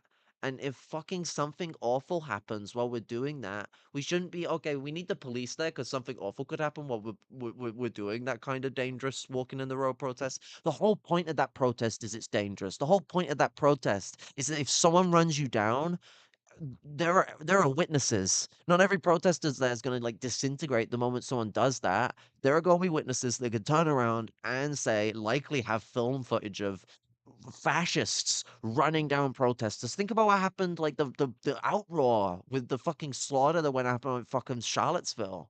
So like you're supposed to be taking a risk. If those car drivers, because the police aren't there, think that they can go do something fashy like that, we're taking that risk. We should be for Palestine. And I'm not saying that you should just go fucking risk vehicle slaughter or whatever the fuck. I'm not people take it all the wrong way. I'm saying you shouldn't be having the police goo goo gaga you around the fucking protest field rather than you just taking a fucking risk when most people won't run you down with their car other than fascists. And like uh, the idea of having the police around making it safer. I have been assaulted by police officers just for standing too close to the white line on the road while we're doing the protest where we're meant to be blocking the fucking road and shoving me and pushing me on my fucking spine when I got fucking fibromyalgia syndrome, chronic pain syndrome, chronic fatigue syndrome, real fucking bad sciatica. I don't need fucking 3 police officers pushing on my fucking back while I'm on a crutch. Like, they are fucking wankers. It is a lot of risk doing these things, but if we're gonna actually stop this kind of stuff, we need to be locking down a struggle that is much more abrasive than what I think a lot of people are actually willing to engage with right now. Like, it's hard to get a lot of people to go out and just do regular protest, like just for like Palestine or even for like poor people's needs in this country. Like, the amount of people that like their activism is to tell everyone to call their senators. I think people are aware that you can call your senators at this point when it's the same thing everyone says all the time. All the time. Like, what are we supposed to do other than just call our senators, rely on the electoral system, just let the system kill us all? It's madness and so fucking unhealthy. Because if you're gonna think in that kind of framework, then it becomes this situation where it's like, well, I can sacrifice these minorities. I can sacrifice this group of people because it's not me. And like, God, do I need to get the famous fucking poem? I'm gonna go. I'm gonna get. I'm gonna get and read the fucking famous poem.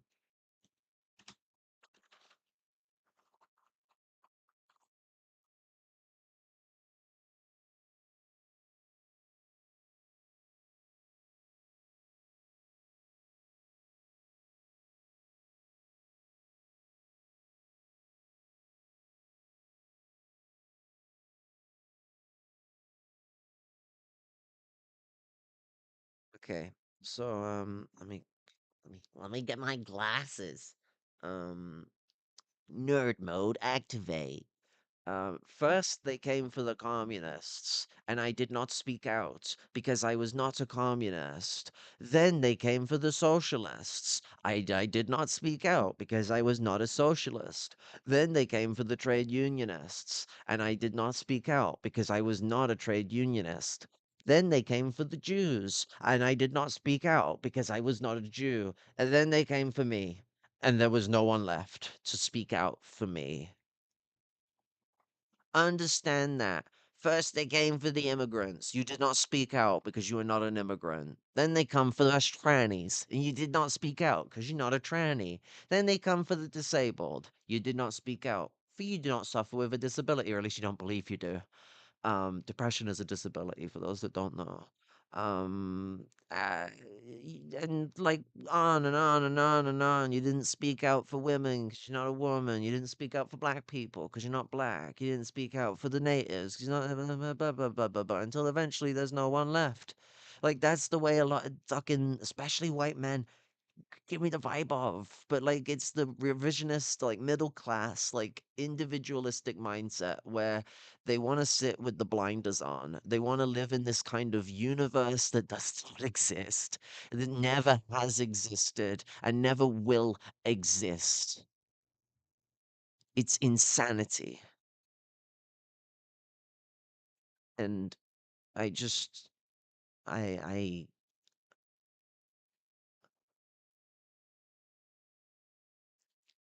it's intolerable.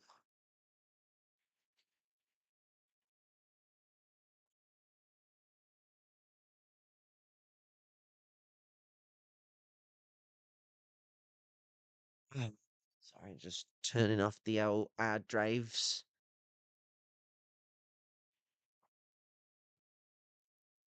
It sounds so crusty and old when I'm like that. Give me old spinning discs and turn them off. I like it. Everyone's got all those newfangled fucking solid state drives.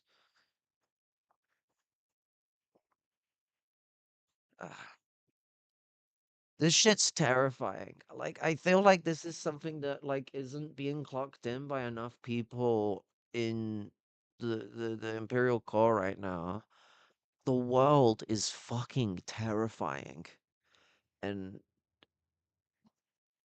we're not gonna make it less terrifying by not uniting and just letting Trump like cause enough trouble and eventually someone's gonna fucking turn against him.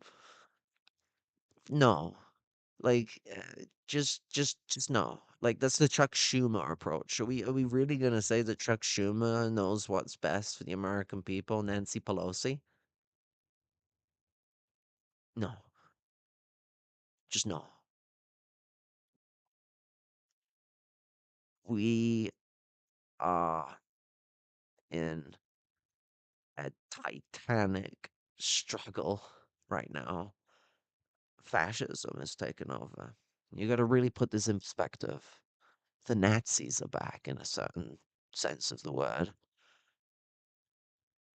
Last time, which country were we in? Were we in the Nazi country or were we in the country that ended up eventually fighting the Nazis, despite also having our own internal fascism problems that are not something I'm brushing under the rug here, but I'm just making a sort of bit of a point in regards to the association with genocide that's coming right now, when the stages of genocide are advancing for trans people, for disabled people.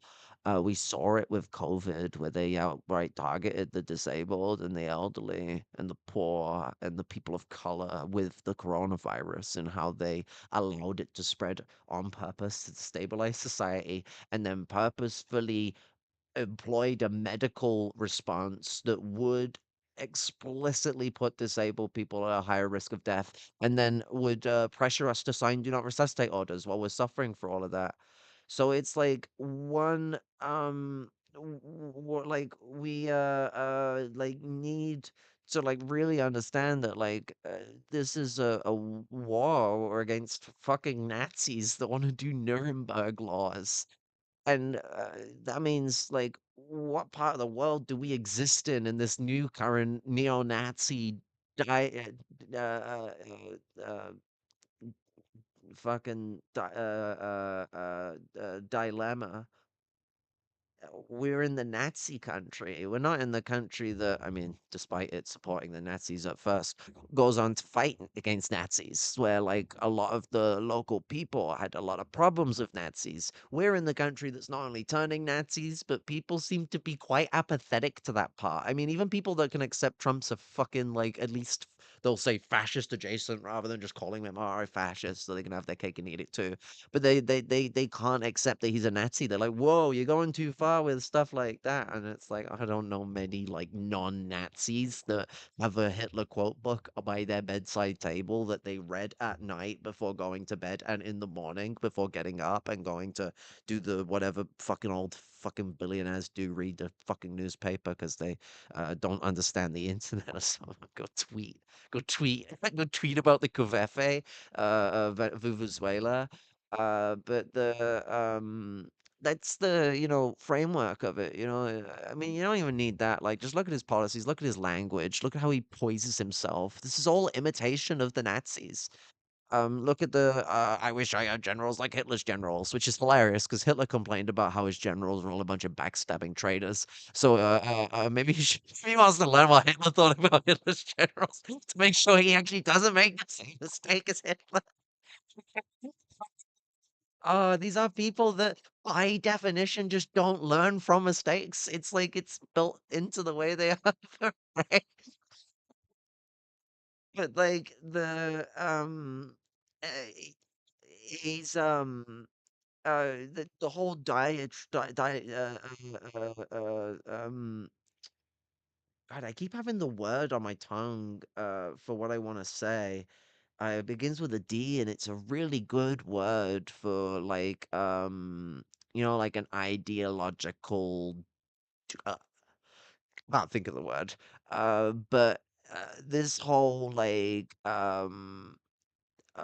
Nazism element is like sort of like an embodiment of Trump's KKK heritage, Like there's a big element of KKK behind a lot of this, the Christian evangelicalism and the sort of like uh, manifest destiny slash trail of tears slash quote unquote reconstruction, etc. Like these sort of periods where like racism was like a like a almost binary in how like intense it was, which is not actually true. You go look at the inter-European racism that was still going on at the times, but that's the way they frame it. They trying to get everyone behind being a wasp, even if you're not an Anglo, but you're white enough, I guess. Like that's the kind of unifying thing, and so they've turned being a wasp into like being a white American Protestant, a WAP, a fucking WAP. But that's their sort of big thing where they're trying to make this Christian fascist nationalism the essentialism to being an American, which is like even more reactionary than the usual way America is reactionary. Like they've gone another level on that one because now they're getting rid of like one of the fucking few great things of America, which is the separation of church and state. Like I love the way America's like, yo, you shouldn't like have church be involved in anything that's a state apparatus, be that education, be that fucking healthcare, like be that how we poise the government. That's a good policy. Like fuck me. Like there is some like the Constitution's weak, but there's some dope shit in it. Like America has like better free speech fucking protection. Well, did it doesn't have them anymore. But America, like it by its constitution, by how it frames itself, America has better free speech protections than like most of the world. It's just the issue is the American so-called communists don't use a lot of those things when they do exist in very good ways. And the ones who do are like outnumbered by the ones who don't. It's always been a big problem with the American Communist movement. The reactionaries like like so heavily outweigh the people that actually want to get some fucking serious work done that it becomes this like exhausting upheaval in that sort of struggle. I don't know what to think. People want change, yet they'll still jump up and sing the national anthem. I don't believe you can be pro-American and be the resistance at the same time. Exactly. I mean, I've caught people off guard with this one, Antonio, which is Trump represents America at its core. Like he is like the coastal elite, the American upper class, but the American colonial project symbolizes, especially on an international stage.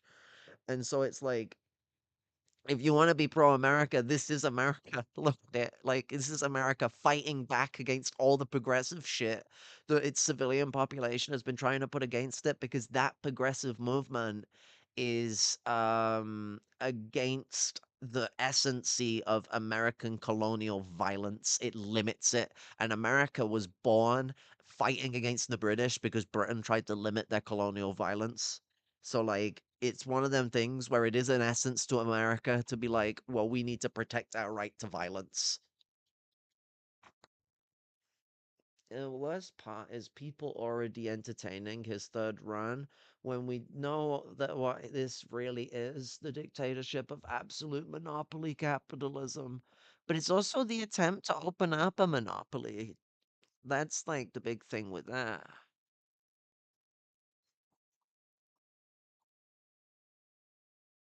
Um, like this assault on Medicaid, I think is just this is the finest example with that sort of stuff. Like if we're looking at the framework of what's going on here, is capital is shedding what it sees as useless so it can prepare itself for a global war, so it can prepare itself for rapid industrialization in the imperial core. They're gonna turn around and say to Tim Apple and all that lot that you got to turn 15 years into 4. Like they're gonna say shit like that. And is it possible? I think it is, but like would it stifle technology? I think that's also a big possibility. But I think that like what they want to do is Trump doesn't need Tim to do it exactly now, because if it takes Tim time, gives time for Trump to crash the economy, but Tim needs to do it in less than 15 years. It can't be the 15 years thing. It has to be as quick as possible if he's going to bring chip manufacturing into America. And so it's going to be this bloody approach towards bringing this kind of shit in. Because whilst you can't like bastardize build a chip, it needs to be built through like like very complex and precise machine manufacturing. Like these transistors are so small you can't even see them with your own eye. But like the machines that do those jobs, well, they could be quite brutally put together. Like, even if you have a failure rate, you can build more complex machines later on. So, like, it becomes this thing where you can um evolve a situation um into a more efficient form of production down the line. But like, failed production can be recycled and reproduced. So like there is the approach of just going subpar about it and fucking like bull in a china shop approach towards building the machines.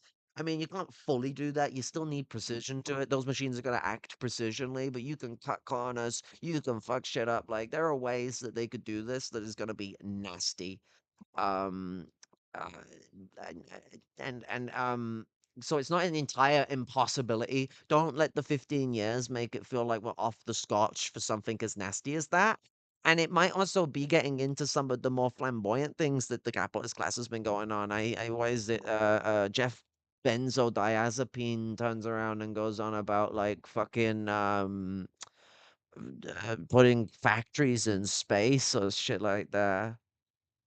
Oh God, AI will help cut corners. Shut up, Elon. Like you're on about building machines that you already know how to build. Like yeah, AI doesn't know how to do industry. It doesn't know how to do engineering. So how is it going to come up with a new idea to do an engineering problem better? That's stupid. It's not like because engineering's not like coding where there's one code to roll like one code language and that's how it all works. Concrete works differently in different environments, just completely. Like the way that you simulate stuff like that is not with AI, it's with like fucking SolidWorks and shit. And even then, I done a bit of engineering before I dropped out in the year 12, 12th grade. And I uh uh, you do SolidWorks not because that's the only way you're going to test it. It's just A, you can do more extreme tests that you might not be able to do. which like if your product hits market, you should get those tests done properly anyway. But like it's just like sort of extremities because they're much easier to detect. But you're gonna still want to go, okay, I need to make a prototype because I need to test this. And none of this has anything to do with AI. This is you using your industrial mind to think about how you're changing shit and then applying a processy. AI can only use what already exists to apply a processy. It can't turn around and like take things that exist and other things that exist and then make something that doesn't exist. That's just like not how it works. It's a search engine, not a fucking not a creation engine like they keep trying to frame it as. I think fucking Google calls theirs or someone calls theirs creation engine. It'd be Amazon or something. I don't know. But it's stupid. Like, eh, the the AI can only reference what exists. It cannot reference what does not exist by random chance, because there is still the theory of relative randomness to come into this, where like, yeah, by chance it can make something that is seemingly new, but it's only new because it's a combination of two things that may have not been combined before. And so it's new in a relative sense, but like if you know the two things that it's combined with and you can understand them well enough, it's not all that new.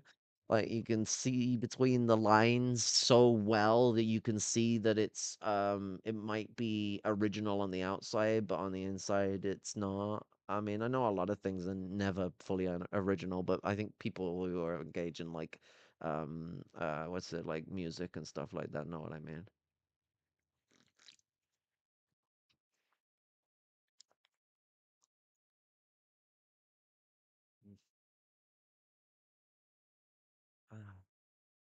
But like we gotta get a movement on the go. Otherwise, shit's just never gonna get nowhere with this sort of stuff. And if we can't collectivize that movement around different things, that's why I tell people, like, I think some people might be a bit baffled that in this talk about Medicaid and trans genocide and stuff like that, that my organizing tip is to start with feeding people. It's the baseline of starting any organization and getting anything off the go, and you can link a lot of this stuff together. Because of the struggle us trans people go through, we're kicked out on the streets a lot by a family that are transphobic. And so food insecurity ties in with our insecurities in regards to rights and protections as a group, and support within society and the collective like trauma we go through because of institutional transphobia and the collective mindset of a lot of people who apply transphobia in their typical lives, because most people you engage with IRL give you weird looks and shit like that where I live. But like fucking if they're not outright just calling you shit, like fucking uh, the the framework of things is that like we are in a society that is predicating on a lot of violence against people in people in very vulnerable positions right now. And when a society targets the vulnerable, targets minority groups that can be scapegoated, that is when you know that society as unhealthy and diving into fascism. Comrade, like, should go back up because it was a good thing we're Antonio actually getting into that. I've been listening to audiobook Blood in My Eye by George Jackson. George Jackson's an absolute legend. George Jackson is a smart dude. He explains fascism pretty good. Like, fascism has always been here. Yeah, exactly. And then there's like the multi aspect to it because you have like the ideological rise of fascism, but then you also have like institutions that are always fascistic, no matter like if the government goes liberal or not, like the police. No matter how liberal the government is, the police are stormtroopers of capital. So like they fascist. Like there ain't no other ways about it. So it's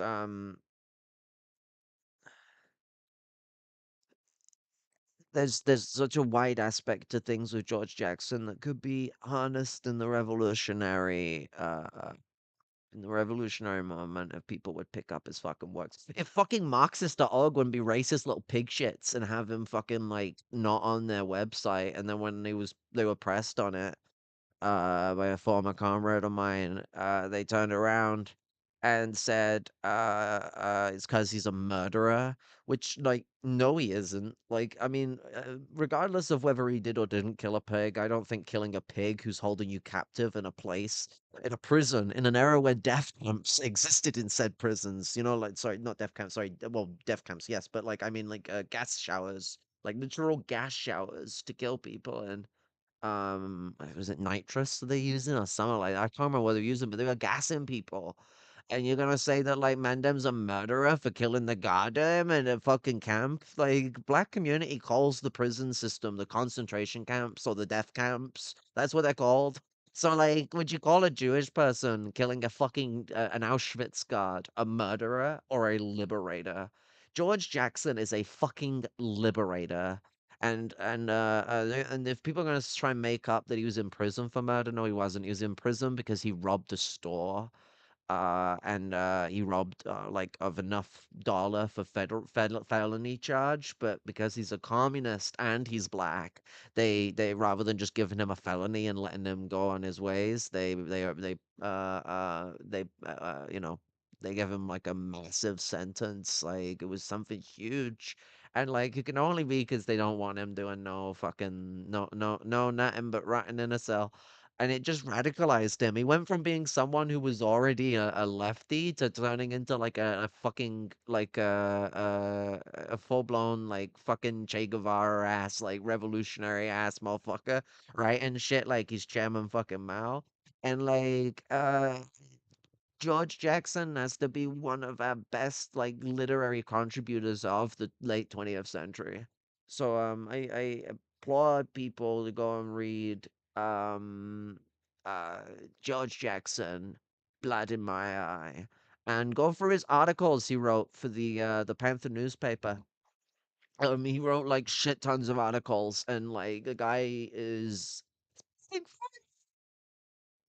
like, man spits fire. Like, you gotta give it a go. I may have messed up the ordering. What I meant was absolute dictatorship of monopoly capital as meaning a current state.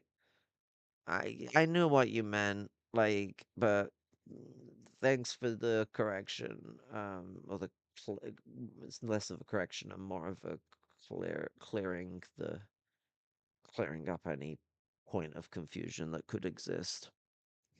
But it doesn't for me. I do not be confused. At least not this time. I get confused a lot. But we really need to understand that when cuts like this are happening, it is not just about money. Uh, they could target so much stuff that isn't just the poorest and most vulnerable people. There's a reason they're targeting us.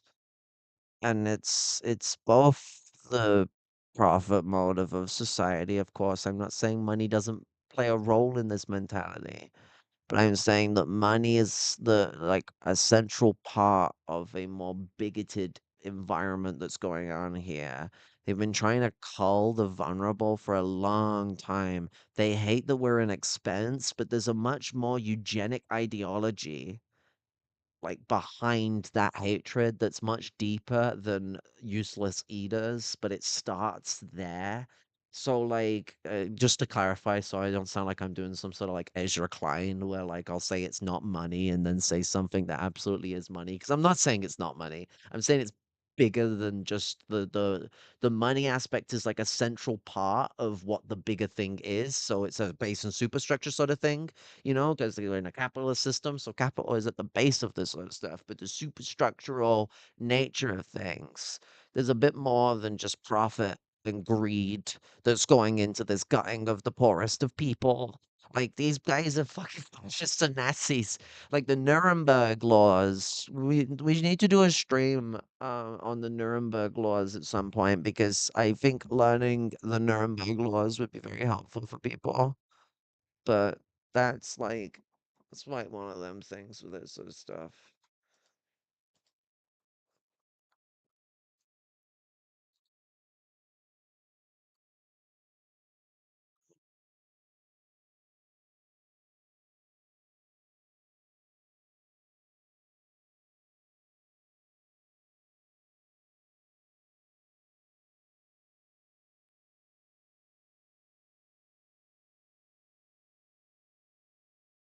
You just check in the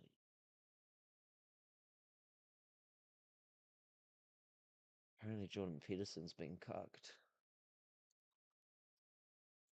Good on Jordan. I hope he enjoys his getting cucked. I mean, he is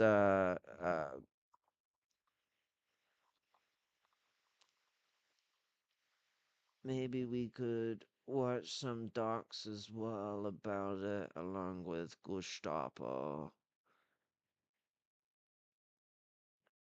Yeah.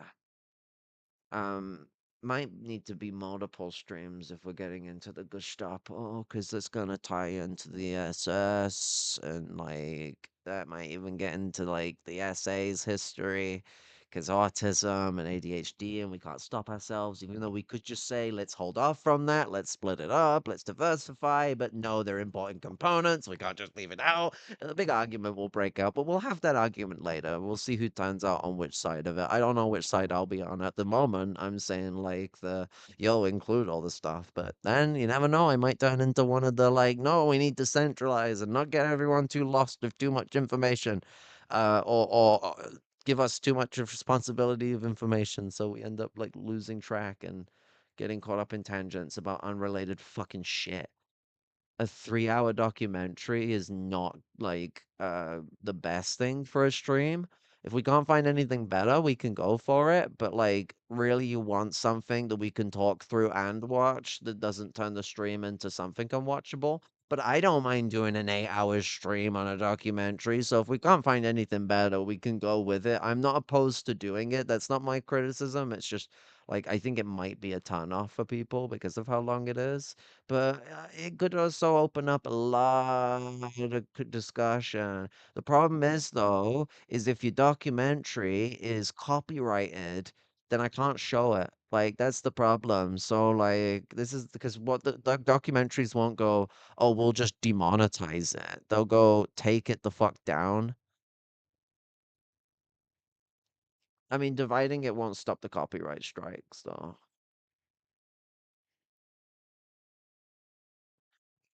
Yeah, it being on YouTube doesn't mean I won't get strucken.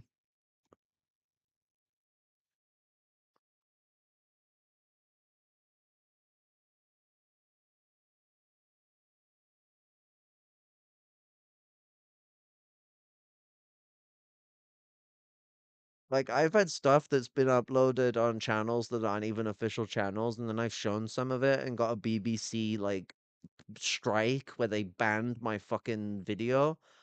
And it's like, what? The person I watched it from wasn't a fucking BBC channel, and the video's still up on their thing, but mine gets taken down?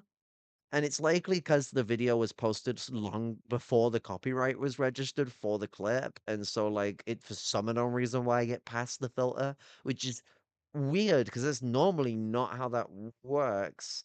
But oh well.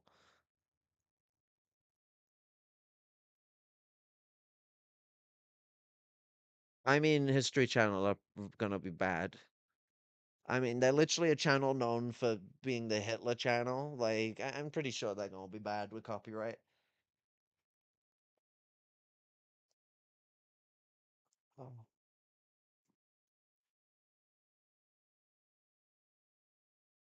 what's going on? Majority report.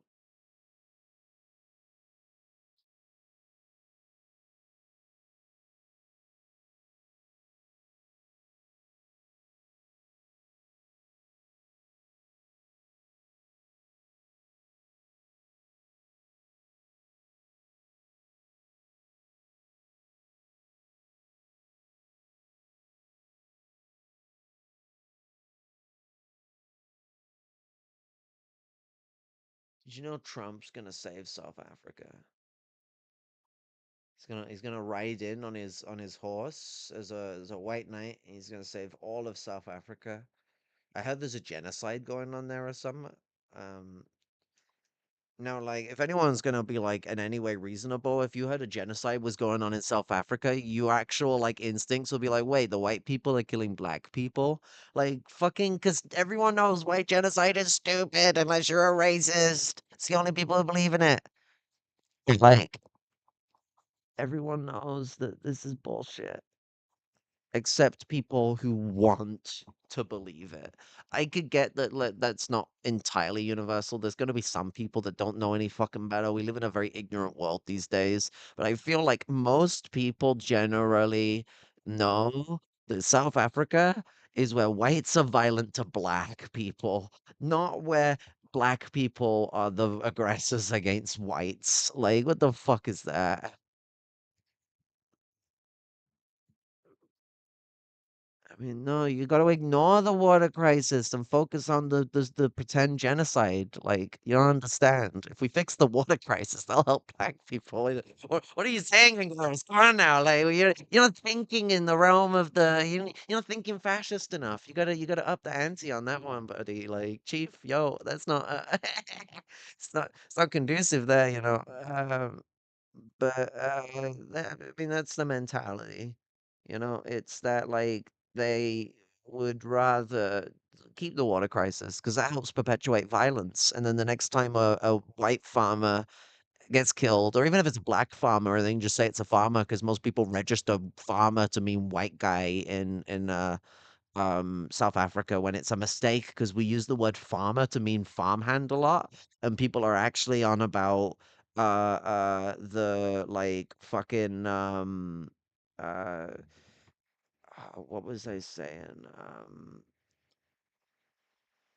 Oh shit, I had brain fog. I hate my brain. I was on fucking point then. Um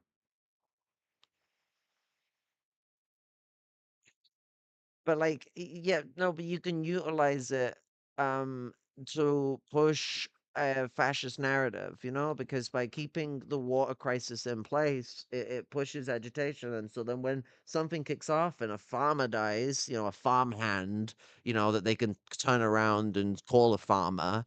Well, farmer means farm owner. You know, a farmhand is a farm worker, but a lot of people, especially Americans, call farmhands farmers, and I guess tangentially they're a farmer, just like how a factory worker is industrial, just like an industrial capitalist. But like they're not a capitalist like a farmer is. They're a proletarian. And but regardless, if someone who works on a farm, someone who owns a farm, it doesn't matter. If they die, they can be framed as white. Then they can turn around and be like, well, look, the violence is still here, you know, it's a genocide. It's a genocide.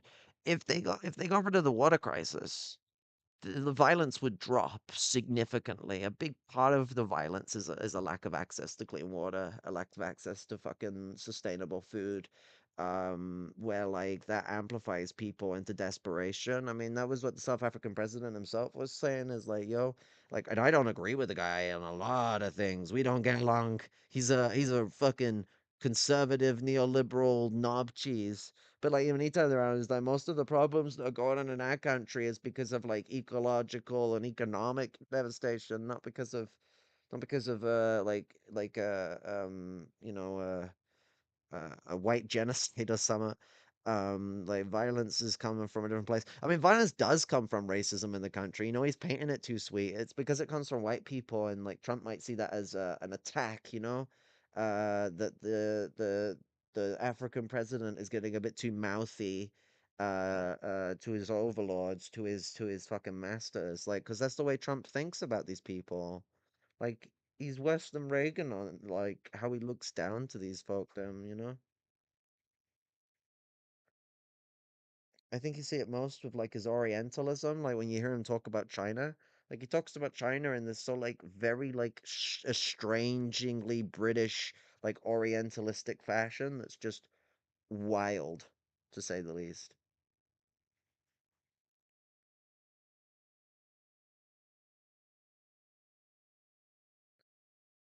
It's something in my eyes.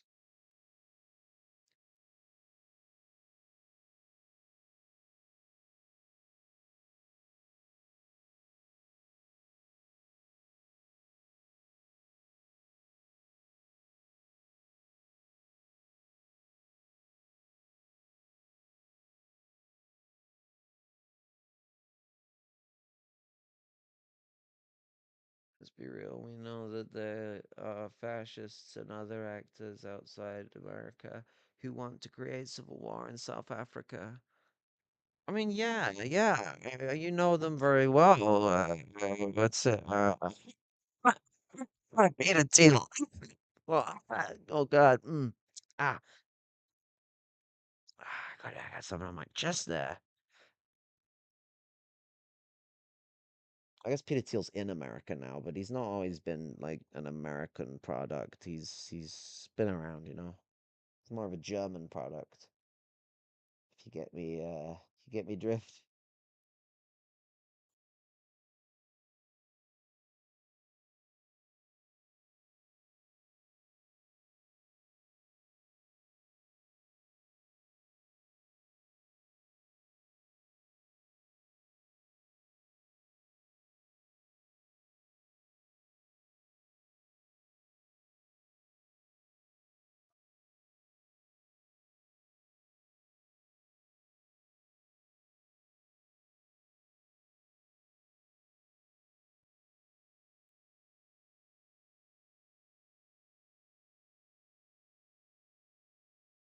Right.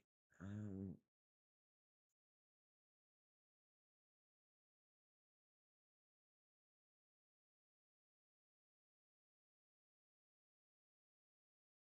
but you know, this is a big message to the complacent people, the people of privilege, the people that condescend down to people that are actually putting effort in, that are in minority positions, that are at risk of death right now, and our fears when like y'all ain't doing enough. You got to get involved more. And I know it's daunting. I'm not saying that like, oh, it's actually just easy to get involved, but I'm saying that the barrier of entry is not I need to be like a like revolutionary yet. As Lennon said, shit builds up locally and then it gets up from there. You got to build something, even if there's a good organization. Let's say you know a good organization on the statewide or the countrywide level. If you go to that organization with like a fucking a food program that you've been running with your comrades in your local area, and like you're like, yo, I I think your party has what's best on like a larger scale, but there's one last thing that's sort of at my tippiest of like um needs regarding engaging with your organization, coming in at it strong, saying like what is your organization's position on survival programs and the need for supporting survival programs? Because the answer to that question dictates whether me, with my already organized survival programs that need support in expanding, that need backing from a larger organization, and like I won't fucking join. Like and put them in a situation where it's like, yeah, me joining hinge pins on you respecting the revolutionary and radical struggle for which you're pertaining to with this local organizing. And if they don't, then it does mean that it's going to be harder, but that means you can build something differently and you're not starting from scratch like you would if you just joined the organization, found out it's bad, and then you're out. Your survival program survives regardless of the outcome of that situation. You know, I mean, not survival of anything and struggle is not a guarantee, but you know what I mean. Like, it's something that still exists there. It's like why I keep telling people to make survival programs and do good campments because those survival programs, well, they can still exist afterwards and they can feed the poor and radicalize people through those programs. So it's like, you know, there isn't much excuse for the level of like ignorance to struggle that we exist amongst the imperial core society where we think that we can just turn the blinders on. 2026 will save us. The senators will save us. The fucking what's it? What is it? Fucking 2028 presidency, this and that. And it's like you got to read the writing on the wall. It'd be like talking about like who's gonna get elected chancellery in fucking 1930 fucking six. in nine like j- I- like in 19 like in 1930. It'd be like being in 1932 and talking about who's going to get elected in 1936. Like that's what it is. Like Hitler is in power now, and you're like going, well, you know what, we could probably vote him out of power. We probably vote him out of power, you know.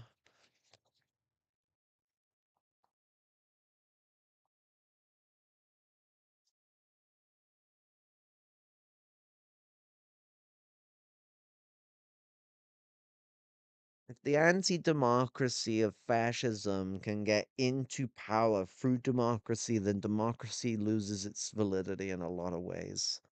That's something we've got to understand. The legitimacy of the United States is lower than it ever has been, and it's things are only gonna get worse from here. Any work to connect with your community and organize with others to push revolutionary effort is good, I think. Just fight, but also giving aid to those in need. Besides, something with others is good for the soul, as they say. Yeah, it's good for your mental health to help others, but like it's also good for the movement to go around and start low. Think about it, like from a program's perspective. It's like, well, what's the most important thing to survive? Food and water, and then shelter. And so, like, you provide those things, and you look to provide those things, and like you start from what is the easiest avenue to getting those things provided, and then scale up from there. And it's a long process, and like it is really long, and the fault of people for why we're at this process where we're having to start so slow back and push through so much to change the to build a revolutionary effort, to build a survival program structure, to build something that could revolutionary replace like a lot of these things. It's because of all the setbacks we've had because of reactionary politics and just like blatant ignorance on the side of like the so-called Marxists.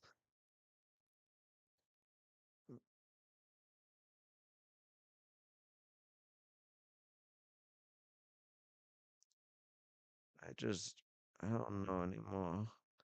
This world is very fucking scary.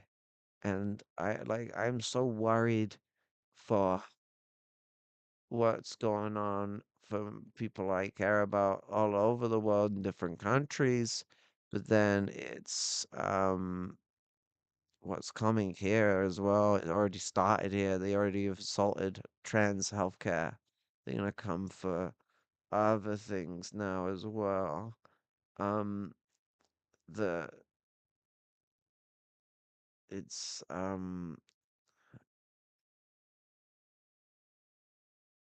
It's an emboldenment of fascism, Trump is, in a way that emboldens European fascisms too.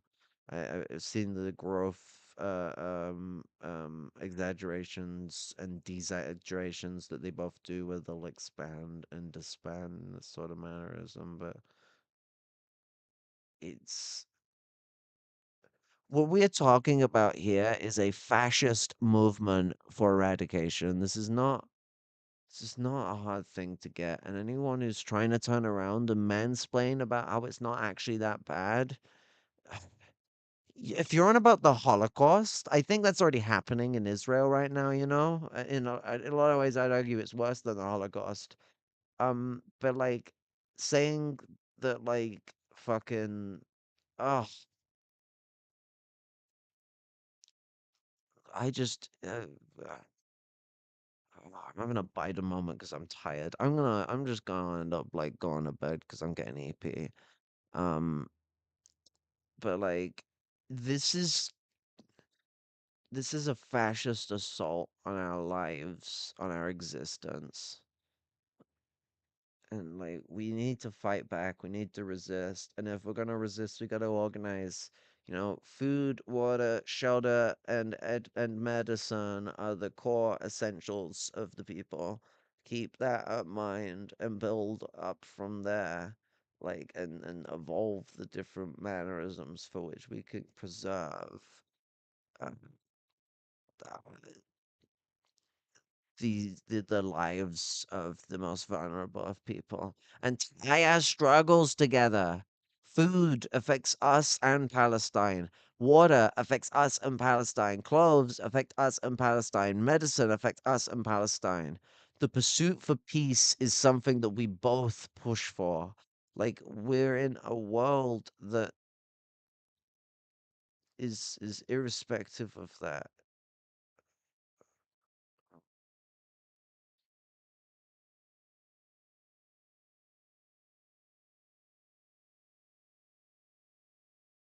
But yeah, sorry. Chronic fatigue syndrome's a nightmare. I'm gonna cut this one. I did have two other people that might want to say some stuff, so I might do a second stream on this, cause like those two had like some radical shit to spew as well that was dope. But like, if not, we'll get some other things going. I still got to do a Palestine stream about what's been going on lately with the bombings and the slaughter and the genocidal fucking practices of Israel, especially the mass expulsion. But I'm gonna love you and leave you as comrades. I like, please stay safe and stay aware, stay organized, and keep fighting. Love and solidarity, all power to the people.